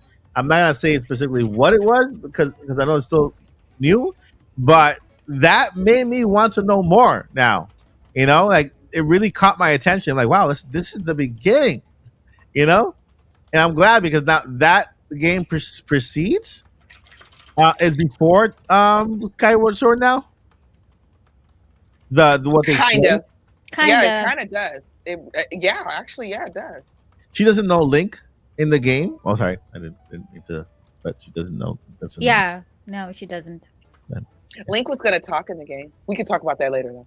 Yeah, We can talk about that later. I got some thoughts on that. I'm gonna write them all down. In fact, somebody else go because I have been nothing but cackling and talking through this whole podcast, and I haven't heard from Lily or Zach, and I miss you. Well, we just started a conversation. You were the first one, Joyce, so of course you haven't heard from anybody. But I wrote it down this time, so we're good. So I won't forget. All right. So somebody else go. Yeah. So I'm taking my turn now, and then I'll give up. Okay. Yeah. What I have to say is not a lot. It's not really a lot. It's just kind of putting on Joyce's kind of maybe adding to it. But yeah, that's what I believe should happen because as a gameplay first guy, story second. I've been playing video games and like for example, I played all the Zelda games, but I love the gameplay, and then I look at the story, and then I move on. I don't make it okay when I play the next game. I'm not thinking about the story, how it left off in the last game. I'm looking forward to the new adventure and what this game has to offer for me. And so that's kind of how I've been playing it before I met Lily and before I met Joycey, And now I'm more looking at the lore of Zelda, kind of like playing the games. Yes, because we've made it a requirement. Pay attention more. It's part of our contract. Yeah.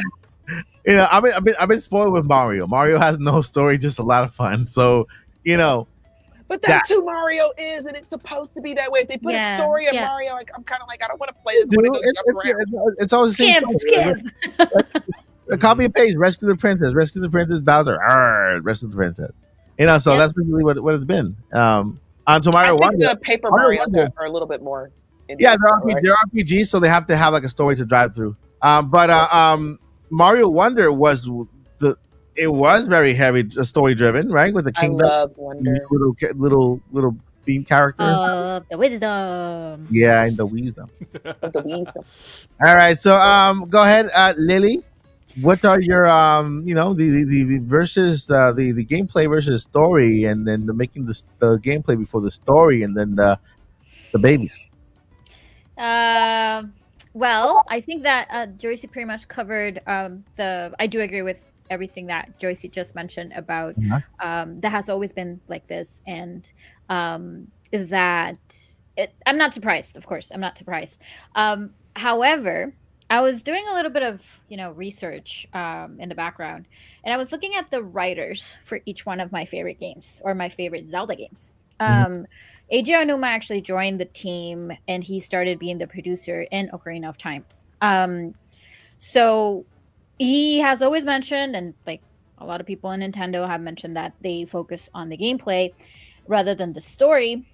I did found that one of the writers have like a very long list of great games, and not just the mechanics, but the story, right? One of them being Kensuke Tanabe. So he worked on A Link to the Past. He worked on Link's Awakening. Mhm. He worked on Metroid Prime. He worked on, I mean, the list goes on and on of, Donkey Kong Country, for example. Yeah. So he has been involved in a lot of games. And just with all those three, Ocarina of Time, Link's Awakening, and Link to the Past, which Yeah. I've considered to be great stories, even though and A Link to the Past weren't like a lot of things. Like Link's Awakening, when Link's everything- Awakening is amazing, but it makes you mad at the end. Right, but there's a feeling. That's what I'm trying to say. And one of the things, if I go back to what I felt when I was 8 years old and I was playing for the first time Ocarina of Time, every time that I was going through a dungeon, or in this case a temple, something happened, and I was always very motivated to go through that temple to know what's going to happen next, because I was hooked. I was hooked with the story. And sadly, that hasn't really clicked on me that much. I don't know, probably it's because everybody's getting older. We don't have the same feelings. But that's the case. Like, what I'm trying to say is that I feel that, because what Eiji Onuma mentioned is that there are a lot of reasons as to why they go and take this approach. One of them being that it will make it a lot more difficult for them to and limited to work on the game mechanics if they already have a established story. It's a lot easier to grow or do it like that instead of reverse from the story. And that's one of the reasons why they do it this way, right? And the other thing is that one of the things that I wanted to point out is that the question on this interview that recently just popped out is, what defines a Zelda-like game? That was the question. Yep. And automatically, Onuma was like, that is like the hardest question. Like, that's definitely something that people are kind of wondering, because when you get a Zelda game, you're kind of expecting, what is the first thing that pops up in your head when you're talking about Zelda? For me, Princess, Link, Master Sword, Fantasy. Yeah, the story. not really. The puzzles are always like, Oh well, yeah, Dungeons. Yeah, For me, dungeons, that's like that, right? Yeah, and then you have the story, right? That's the basic argument that they're saying right now. And the thing is that when they do those things, it's a lot easier to build the story behind it. And what I feel that is that they have to really work on, getting great writers on board, right? Because they have done it in the past. They have done it in the past, right? We have great titles with great gameplay mechanics and with an amazing story that will keep you hooked all day. Like, I remember that you pull up those all-nighters and you were just like, I want to know what's happening next, like, I want to know how the story unfolds. And we don't have that anymore. Or that's how I feel it's happening, right? So to that, one of the things that what makes a Zelda-like game, it's basically the I part. And what they are talking about is every time that you solve a puzzle, and for that I give the example of Breath of the Wild and Tears of the Kingdom, because I feel like a lot more people got, more into Zelda because of those titles. There's always this I did it kind of feeling, because you were the one, finding a way to solve that puzzle. You were the one finding, even if it's something completely the same, because even the older puzzles are, push a block and put it on a switch, and it's very simple, like very straightforward. But here in Tears of the Kingdom, Breath of the Wild, Echoes of Wisdom, and Tears of the Kingdom, you can do it. The Wild Era. You can definitely do it with whatever you have in front of you and just solve the puzzles, right? But that's really what really makes a Zelda game. Like, you have that I part that I solve it my way and I got it through it. So that's why I feel like I would say it's a 50-50, but now I feel that it's going, 30 story and 70 gameplay. It feels that way for me. And I really like the balance that they had in some other Zelda titles. So I wish they come back to that, because I want that moment to last a little bit longer, and not just for few part. Because I'm not saying that Tears of the Kingdom story wasn't great. It was great. It's just that it felt disconnected in a lot of places. It felt because more it wasn't a real connected. sequel. Right. It felt more connected to compared to Breath of the Wild, but still there was this tiny thing that it didn't really drive me that as much, right? But I guess that's my take. But I think it's very important to understand where they're coming from or what's their argument, why exactly they focus on the gameplay. But yeah, I do agree they have to, increase and a couple of increase the volume there in the story. That'll be great. Which, yeah.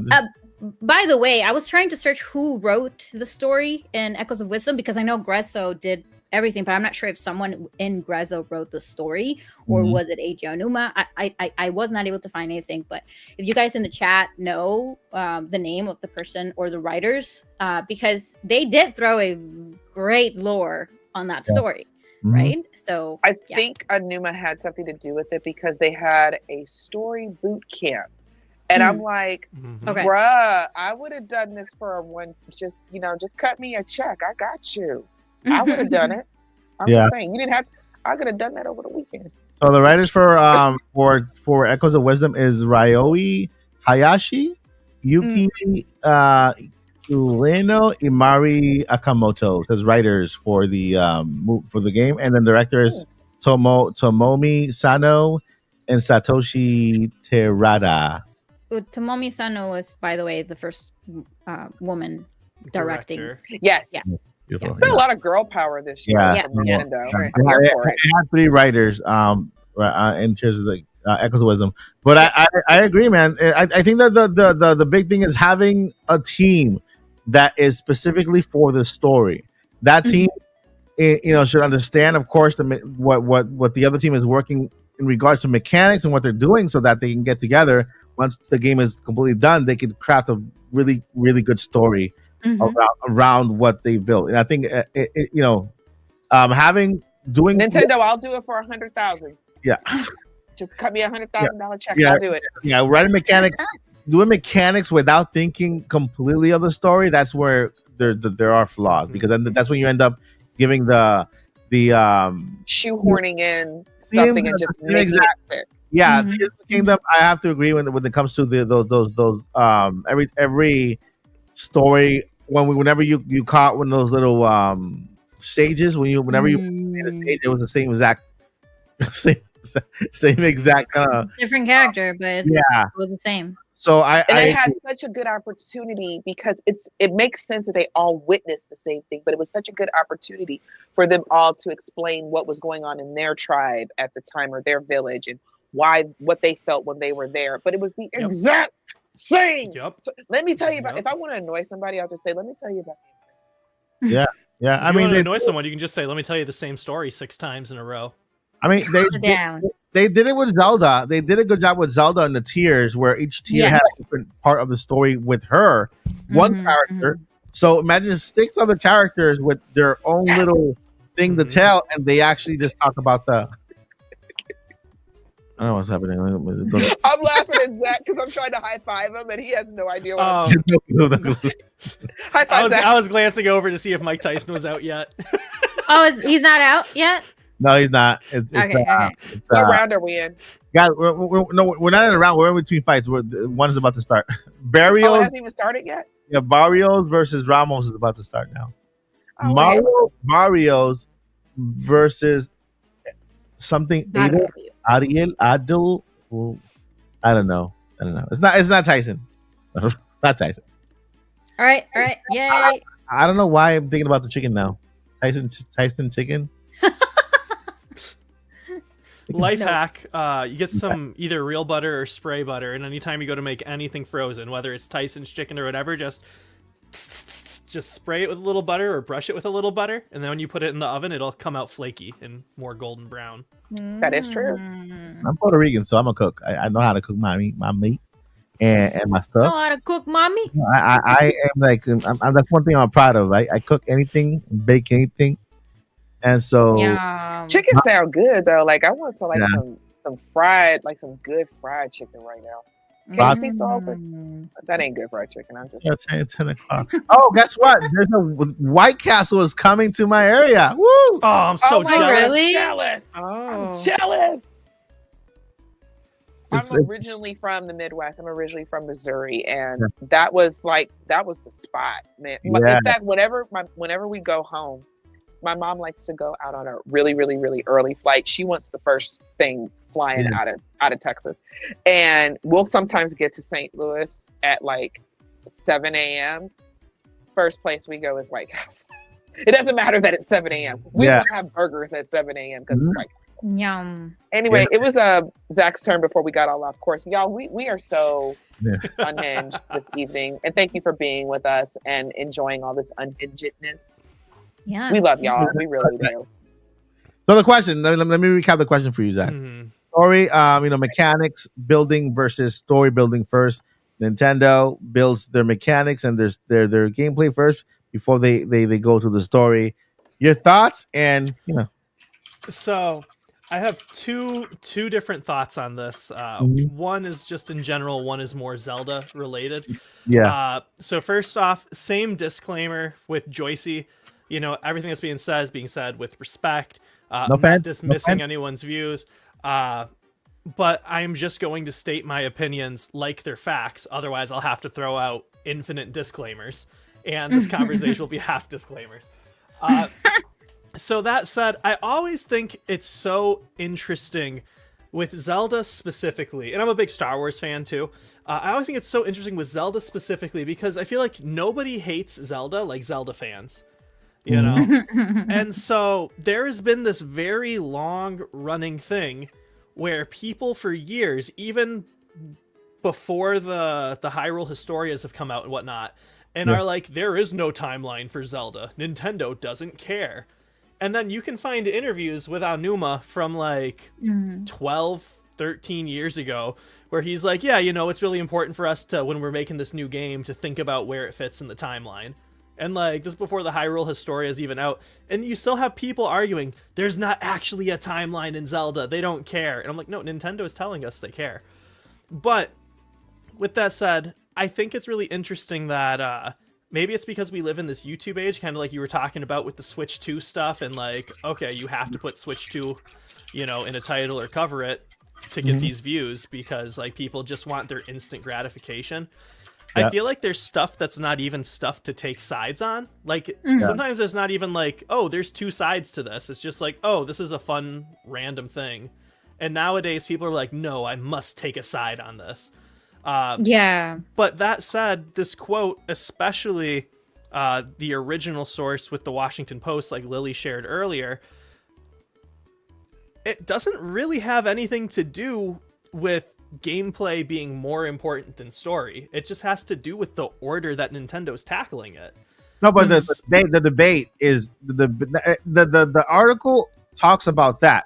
The fans have created. No, yeah, that's what I'm saying. And Yeah. so Aonuma was explaining like the order that they tackle it, and he wasn't even talking about what's more important than the other. Like he even said his closing thing was the story becomes used as a vessel because it has a beginning and end and the player moves through it.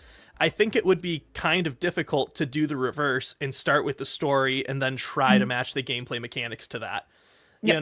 But for some reason fans have taken this and are like, Nintendo is saying that the story's not important to them and the gameplay is more important. And I'm like, well, no, they're saying to get the best story, they start with the gameplay. Nintendo also flip-flops a lot with their answers. Like, because right now I have a quote here that says, key takeaways from a parent interview. Nintendo intended The Legend of Zelda series to be individual legends with familiar elements. It never planned for a canon timeline, as evident by the complex and retroactive timeline. Fans should focus on enjoying each game's merit instead of creating a convoluted timeline. So it's like it depends who you ask. I don't know. I see a timeline because they released the book officially, and, Exactly. And if there weren't no timeline, they should not put fire or what do you call that? Put wood in the fire. Ignite? Yeah. Ignite the fire with that, So there is a timeline. It's just they should just stick with their answers. Yeah, You know? I would say Right. as you know, it's honestly getting harder and harder for me to separate gameplay and story, because we can look at some games. I know I am not a fan of games that are visual novels where it's like you just choose this or you choose that. I know Joycey was promoting one a few weeks ago. I forget what it was called. We thought it was called Internet or something. I forget. She said it. Like, we were like, what's it called? But like, that is a game that she is playing, which is fully just like a story. You know what I mean? And like, so for that, it's like Eternites. okay, yeah. So I was right. It was Internet, but Yeah. but Internet night. so like Joycey, like that game specifically, like, would you say there's no gameplay? Because then you're just reading and it's not a game. Like, there's still gameplay. It's just a different type of gameplay. Yeah. There You is a know? little bit more action, but it is more heavy on the relationships you build with your friends, and there is a very big story there. But And so- but it's a little more story heavy, but it's still great. And so it makes me kind of feel like a pretentious art student, where it's like, what is art? You know, but it's like, what is gameplay? Like, Is art you know, Am because I art? like, yeah, am I art? Is this art? But it's like, Is mayonnaise an instrument? can watching a cutscene be gameplay? You know, like, there's those real-time event gameplay scenes, you know, where it's literally just a cutscene. You have to hit triangle when this is here, and then you have to hit square where that's here. Like, that's gameplay, but that's also just story. And so, you know, I think about as an artist and a creator myself, I think a lot about what Tarantino says. Like, anytime Quentin Tarantino has written a movie, he takes every single character and he writes like a book what their life is for the 24 hours before that. Woke up in the morning, did this, That's brilliant. did that. And so what it kind of does I'm gonna is start kinda doing like, that. it's so good. It's so helpful. And what that does, though, is then when it comes time for him to make his actual movie and the actual story, is like, okay, I know who this person is. I know what's going on in their life. It's easier to write about someone you know. And I would say it's kind of the same thing here. You know, like, if you're trying to sculpt a sculpture, you have to buy clay. If you're trying to paint a painting, you got to buy the canvas, unless you're going to paint it on paper or whatever. You have to buy the paints that you're going to use, whether it's oil or this. I feel like that's what Nintendo's doing when they design the gameplay. They're creating the medium. They're saying, okay, we've made this type of mechanic, which is this type of action oriented. Like, this is clearly, these type of tools work with this type of story. You know, it's like they're doing their prep work. If they're making a painting, they've bought the paint that they're using, they bought the brushes that they're using, they bought the canvas, and they're like, okay, cool, so it's a painting. Where then they go into another game, they're like, all right, we know we're making art, what kind? And then it's like, oh, well, we kind of bought clay, we bought acrylic, it's going to be a sculpture. And so, you know, I wouldn't say one is more important than the other, because it really depends. But with that said, maybe I'm a big hypocrite, because Tears of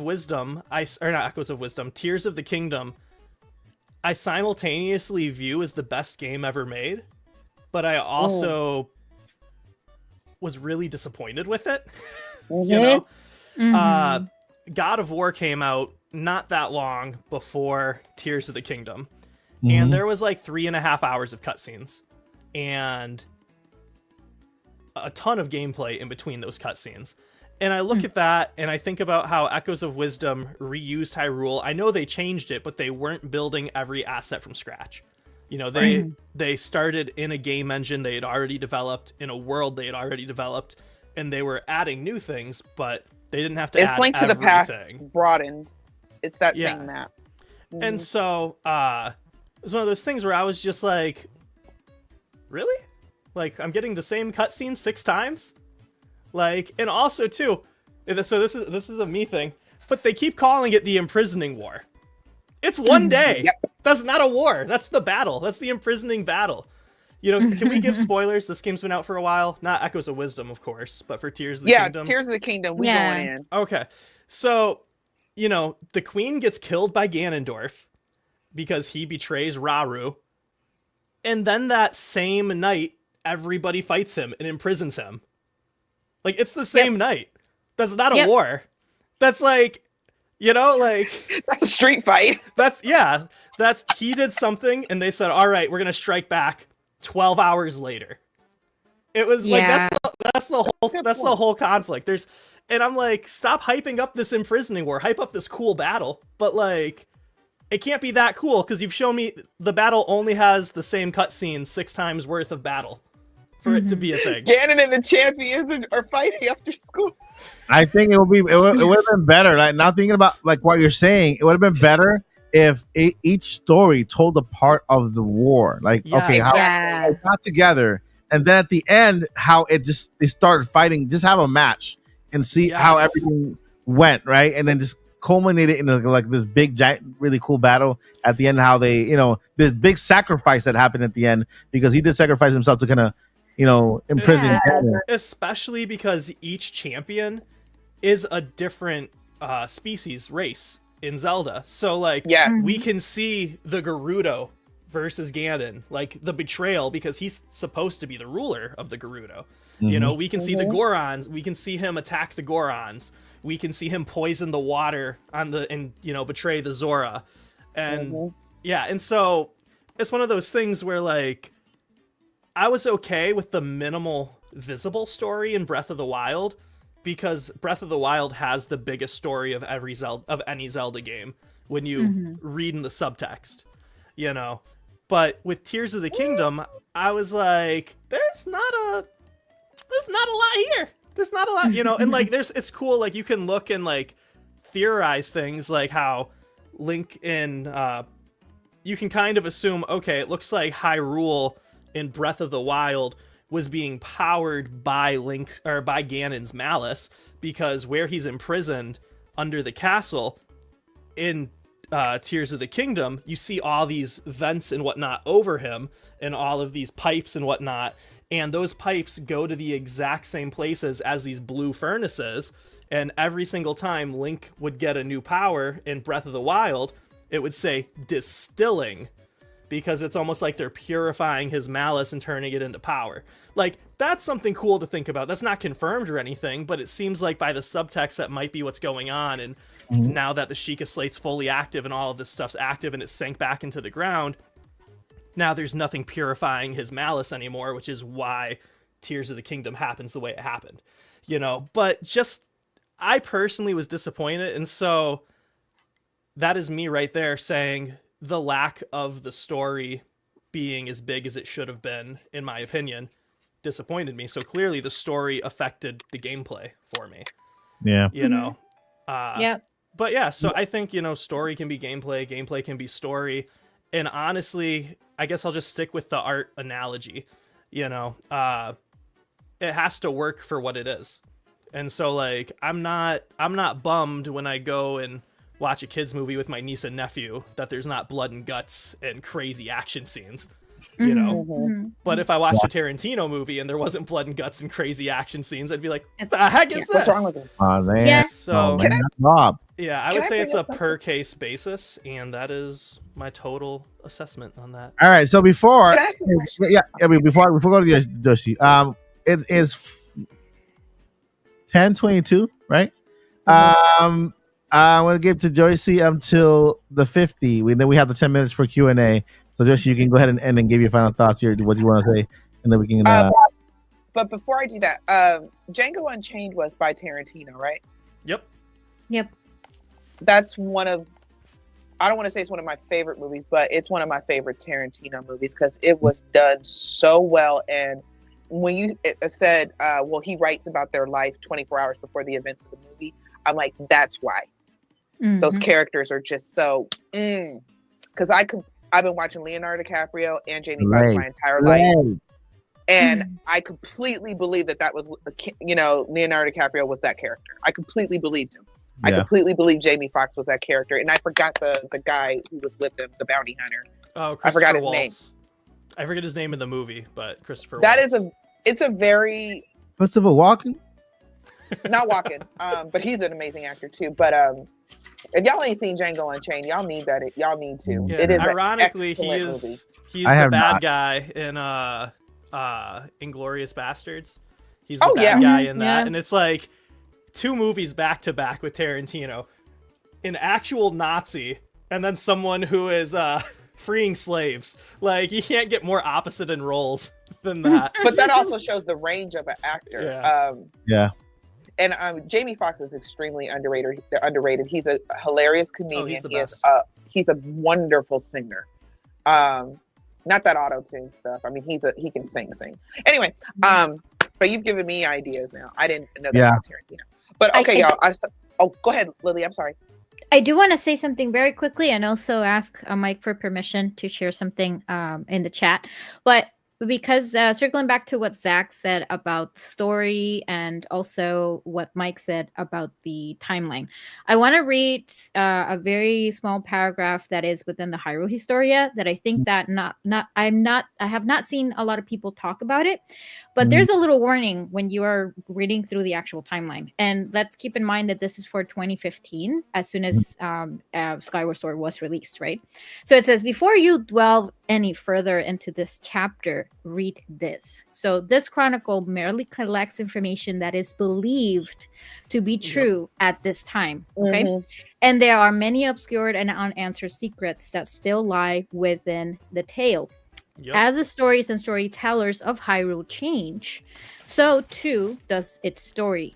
Hyrule's story is a continuous woman tapestry of events, changes that seem inconsequential or disregarded without even, thank you, Tracy, even a shrug, could evolve at some point to hatch to new legends and perhaps change the tapestry of history itself.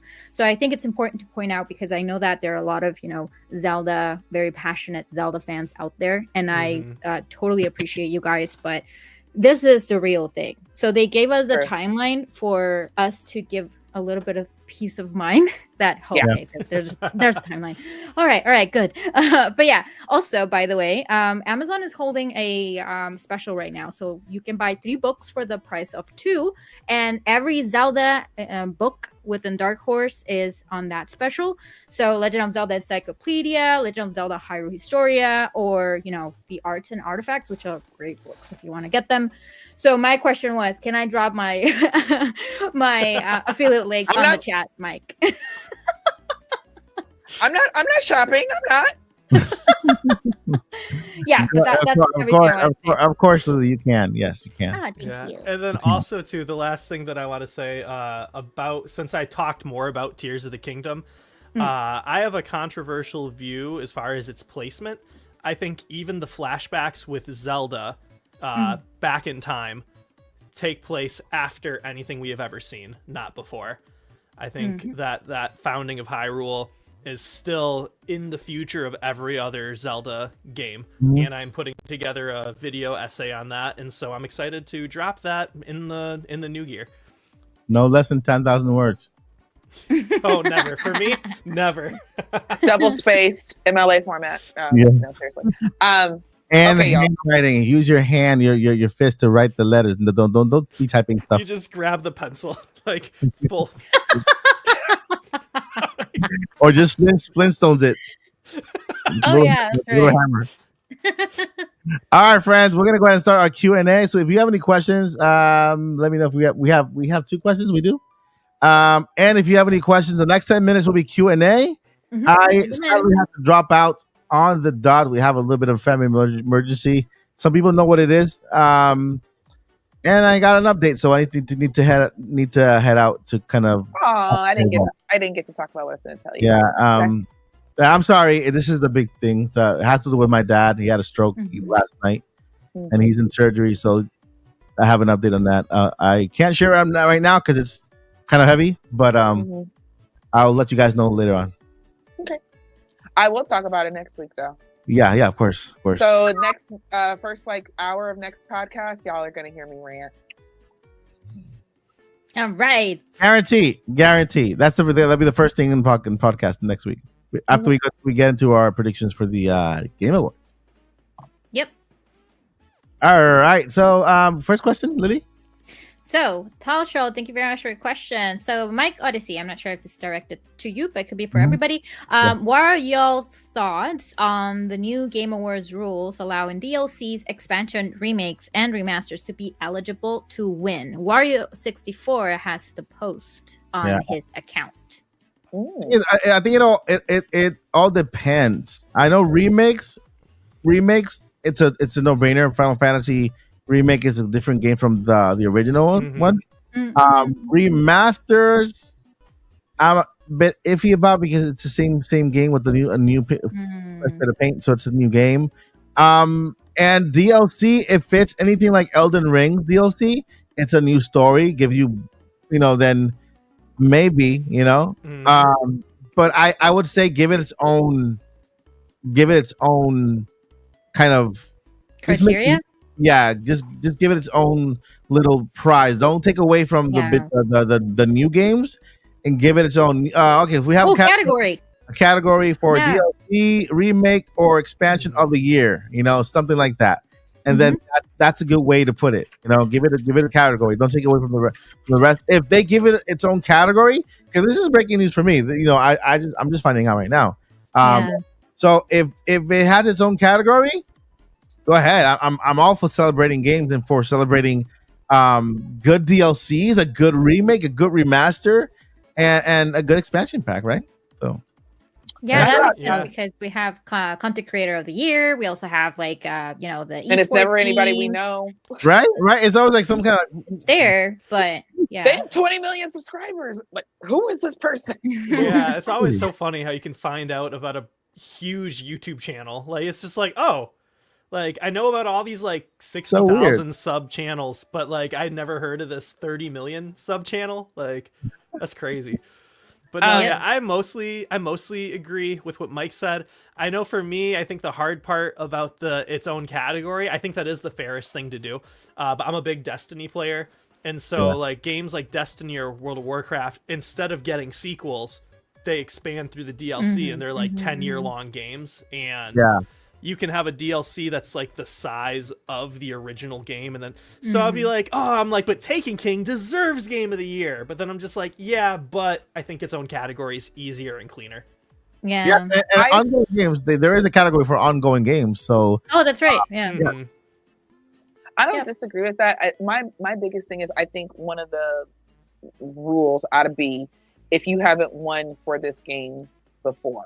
So you remaster. So let's say they really are going to remaster or remake Breath of the Wild.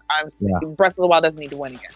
Yeah, you're right. Yeah, it doesn't need to win again. Yeah, you're right. Actually, if they're going to remaster Breath of the Wild for Switch 2, it shouldn't be eligible to go into the Game Awards again. Unless they completely. But then at that point, it's a new game. Breath of the Wild is not that old. No. Well, I don't feel like it's that. Kind of. But it technically is. It's like 2017. It is, but it's not. It is, but it doesn't feel that way because it's the same generation. We're closing in on a decade. Yeah. Mario Odyssey. Mario Odyssey is also the same. I'm on the same age. It's just it's because it's the same generation, and we've never been on a generation this long before. So, that's true. All right. Okay. We got a question from Christopher. Yeah. Got a good question. Why has Nintendo strayed away from any mention of the Triforce in the newer games? Has it become taboo somehow? I think Lily, like low-key, kind of answered that before, unintentionally. Because Lily, you were reading from Hyrule Historia. I think what the theme is now, and I'll get into this more when I get some more thoughts that I was going to bring here, but we got to go next week. The thing is, I think they're all the Zelda games that we played are all true, but just like with oral legends, oral history, and everything, certain details get lost. So it's not that nobody knows about the Triforce or acknowledges it, because it is in Breath of the Wild and Tears of the Kingdom. It's still in the back of their hand. It's just that they may not know exactly where the original origin story, where it comes from, or yep. So it's not taboo. It's just that the Wild era Link and Zelda don't really. Do you think know that enough about it? Do you think that Echoes of Wisdom went the route it did because that story will highly influence the next big Zelda? My could thoughts be. on the, and I'll touch on this again next week. But the thing is with that is, I think that I know Nintendo says they care about gameplay and that story, blah blah blah. But the whole reason that Tears of the Kingdom at least had a richer story is because we complained. Mm-hmm. Because we said we want better dungeons, we want more story, we want things more obvious, we want more stuff to do, blah blah blah blah blah. Look So at I think us, it is so demanding. So I know we Zelda fans, we are. So I don't know if the events of this era are going to affect the next Zelda, but I do think we're going to get more story, and they could include the Triforce, because I have an idea for a Zelda game that it's very very different than what we've been doing. Well, more of that next week, so you guys got to come back and hear me rant. Yeah, for sure. Or you can follow Joycey on Twitter, by the way. Yeah. Or Blue Sky, because Twitter tripping right now. I know. That is true. I'll ask you guys about Blue Sky. I signed up, but I still don't know what it is. I'll ask you guys off the camera. Okay, sure. It's like No Twitter, problem. except it's Blue Sky, and you ain't going to get sued for scrolling. Okay. Yeah, that's basically it. Yeah, that's really what it is. Anyway, sorry, y'all. All right. No Next, worries. Thank you Do we for have the more questions? question. Good question, Yes, we yeah. do. So once Nintendo finish the new R&D building, do you think Nintendo's game production will nearly double during Switch 2 life cycle? I mean, that's why they're doing the building. 100% I think that's why they're doing the building, and they mentioned they're going to hire over 100 new developers when they finish the building. Yeah. It's going to be big, guys. Nintendo's not playing around. They're doing what they need to do. When everybody else is firing people, Nintendo's just getting ready to hire, and so I think Nintendo's future is bright with Switch 2. Yep. I think. Oh, sorry. I was just gonna say, I think Switch 2 is going to completely disrespect our wallet. Or the other way to look at it is they're treating us all like we're gaming millionaires, multi-millionaires. That's what I think Switch 2 is going to bring. Not only that, but they're also developing a studio that's going to be for only porting video games. Yep, you heard it first here. You know, so that's crazy. You know, yeah, a lot of porting. Before the Switch even came out, because when the Wii U flopped, a lot of people were like, oh my gosh, Nintendo's dying. So quick reminder, before the Switch even came out, Nintendo had enough money in their reserves to continue to function at a loss for 20 years. And Wow. And after the Switch, after the Switch, they can flop 5 more gaming systems they want with Super Nintendo World, with the game, with the and movie. they have to flop on everything, and they have to do it several years in a row. Yep. Yeah. Well, I think my point with that is I think they're finally starting to spend some of that extra money too with these studios and whatnot. So we're going to see, I think we're going to see it maybe even triple the production. Yeah. Nice. Oh my god, my wallet. Save your money, people. Yeah.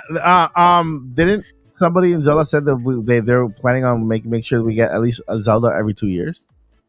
Every year, I think they said some kind of Zelda. So that's insane. That's main crazy. games, ports, remasters, and there's still a lot of Zelda games that need That to is be ported insane. over.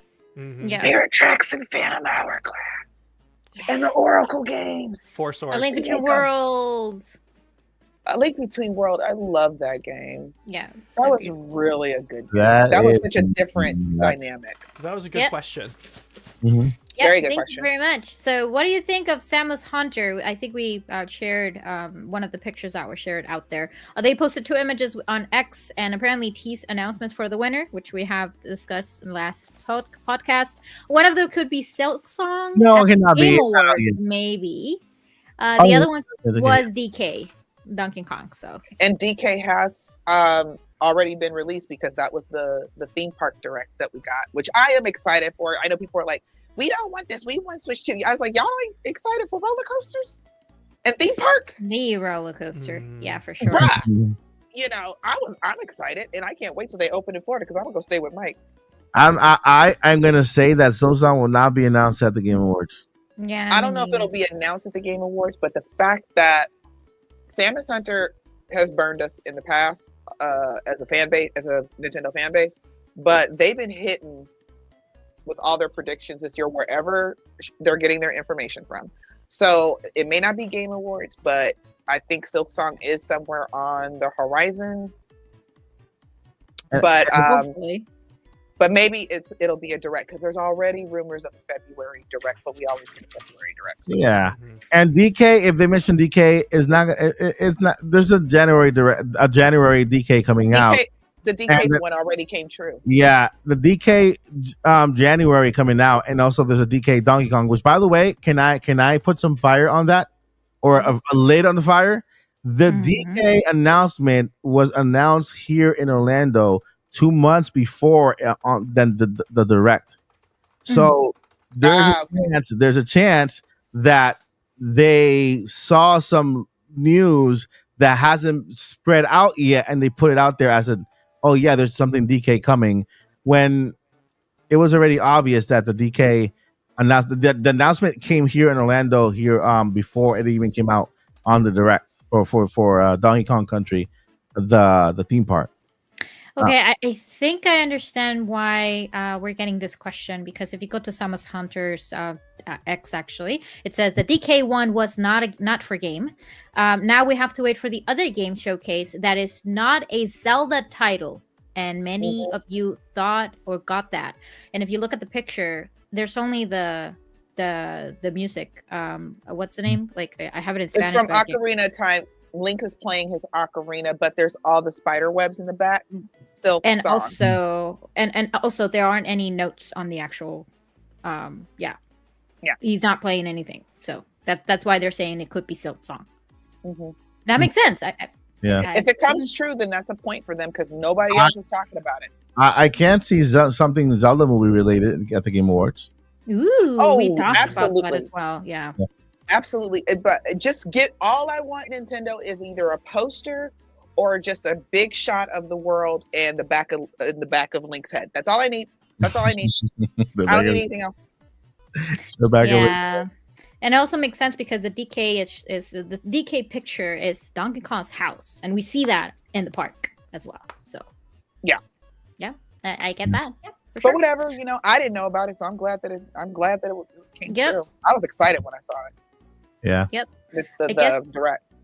Yep. I guess this is going to be our last question. Thank you, everybody, for their questions. So Nintendo wanted the life cycle of the Switch to be 10 years. Does that mean the Switch 2 will release in 2027? Ooh, I'll get this. No. So listen. They're so trending down too much. First thing, the Nintendo Switch. If you look at the Wii U, the Wii U was still going on until just earlier this year, when they shot the eShop for the Wii U and 3DS. When they shot the eShop, they took it behind the barn. Yeah, and they shot him. And so, if you look at that as support, they were still getting updates and support for those systems, and even third-party games were still being released on those systems until the eShop was shot down in the back of the barn. But for the Nintendo Switch 2 will come out. You can expect Switch to still be getting updates, especially because it's built on the same platform. It's just now a better let's say Windows. How Xbox has built Xbox on Windows, the Windows platform. That's why every game is compatible with the prior, because it's all a Windows system on Xbox. So Nintendo is now taking that and doing with the Switch. Now with the Nintendo Switch 2, it's still going to be the same operating system, operating on a better hardware, so it's still compatible, backwards compatible. When it comes to the 10-year, it's going to be more than 10 years. By the time Nintendo discontinues the Nintendo Switch, it'll be like in the 6th, 7th, or 8th year of the Nintendo Switch 2. Yep. They're going to phase it out very slow. Yeah. Very slow, but they're going to be supporting it for a while because remember, it's backwards compatibility. And who knows with NSO? NSO, is compatible with Nintendo Switch, and NSO is something that's outside of the platform of the system. And so if you can sign up for NSO on your Nintendo Switch, Nintendo's going to keep that Switch alive as long as you can sign up on NSO on it and continue to pay money and at least have access to whatever you have access now on your Nintendo Switch. So that was an answer given to at a stock share thingy meeting, but obviously it's going to be better, a longer support for the Nintendo Switch system cycle. It depends how you define that. You know, right now the cycle ends when Nintendo Switch 2 comes out. But Mhm. support, it's much beyond that. It's not gonna be 10 years. It's not gonna be 10 years. No, No. please. No, it's not gonna be 10 years. For sure. Yeah. Those were all of our questions for the day. Thank you so much for your Wahoo! questions. Wahoo! Yay. Thank you so much for all of your questions. We appreciate them. Here we go. Damage. Oh my God, what was that? Emotional damage. No, that's how we feel about Zelda's storytelling. That's emotional damage. Which I'll get into next week, so you got to come back, y'all. Yep. Let me go ahead and all right, friends. Thank you so much for being here at the podcast. Before I need to go ahead and introduce the all-star cast that made this podcast possible tonight. I'm starting with Zach Attack Hendricks.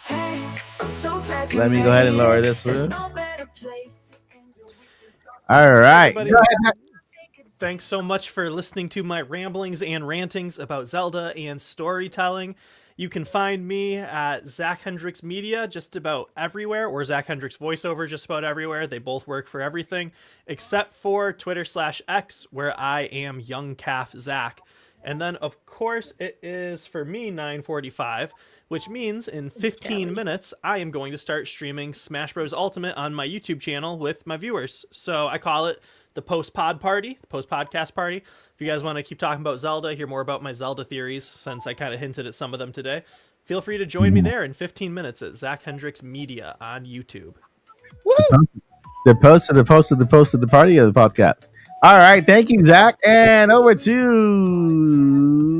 Zelda's mama, DJ Joshi J. Hey, y'all. I'm DJ Joycey. You can follow me on Twitter, but I'd rather you follow me on Blue Sky with the same name at DJ Joycey. I'm just a crazy old lady who loves video games. What, Mike? You interrupt me all the time when I try to do my outro and sound cool. What you want? Oh, like, wait, your name wasn't available on Blue Sky? Yeah, it was. I think because it's still kind of new, because I mean they're gaining more and more people over there. Like every day, it's like trending. It's I was crazy. able to get at Mike Odyssey without adding the YT on it.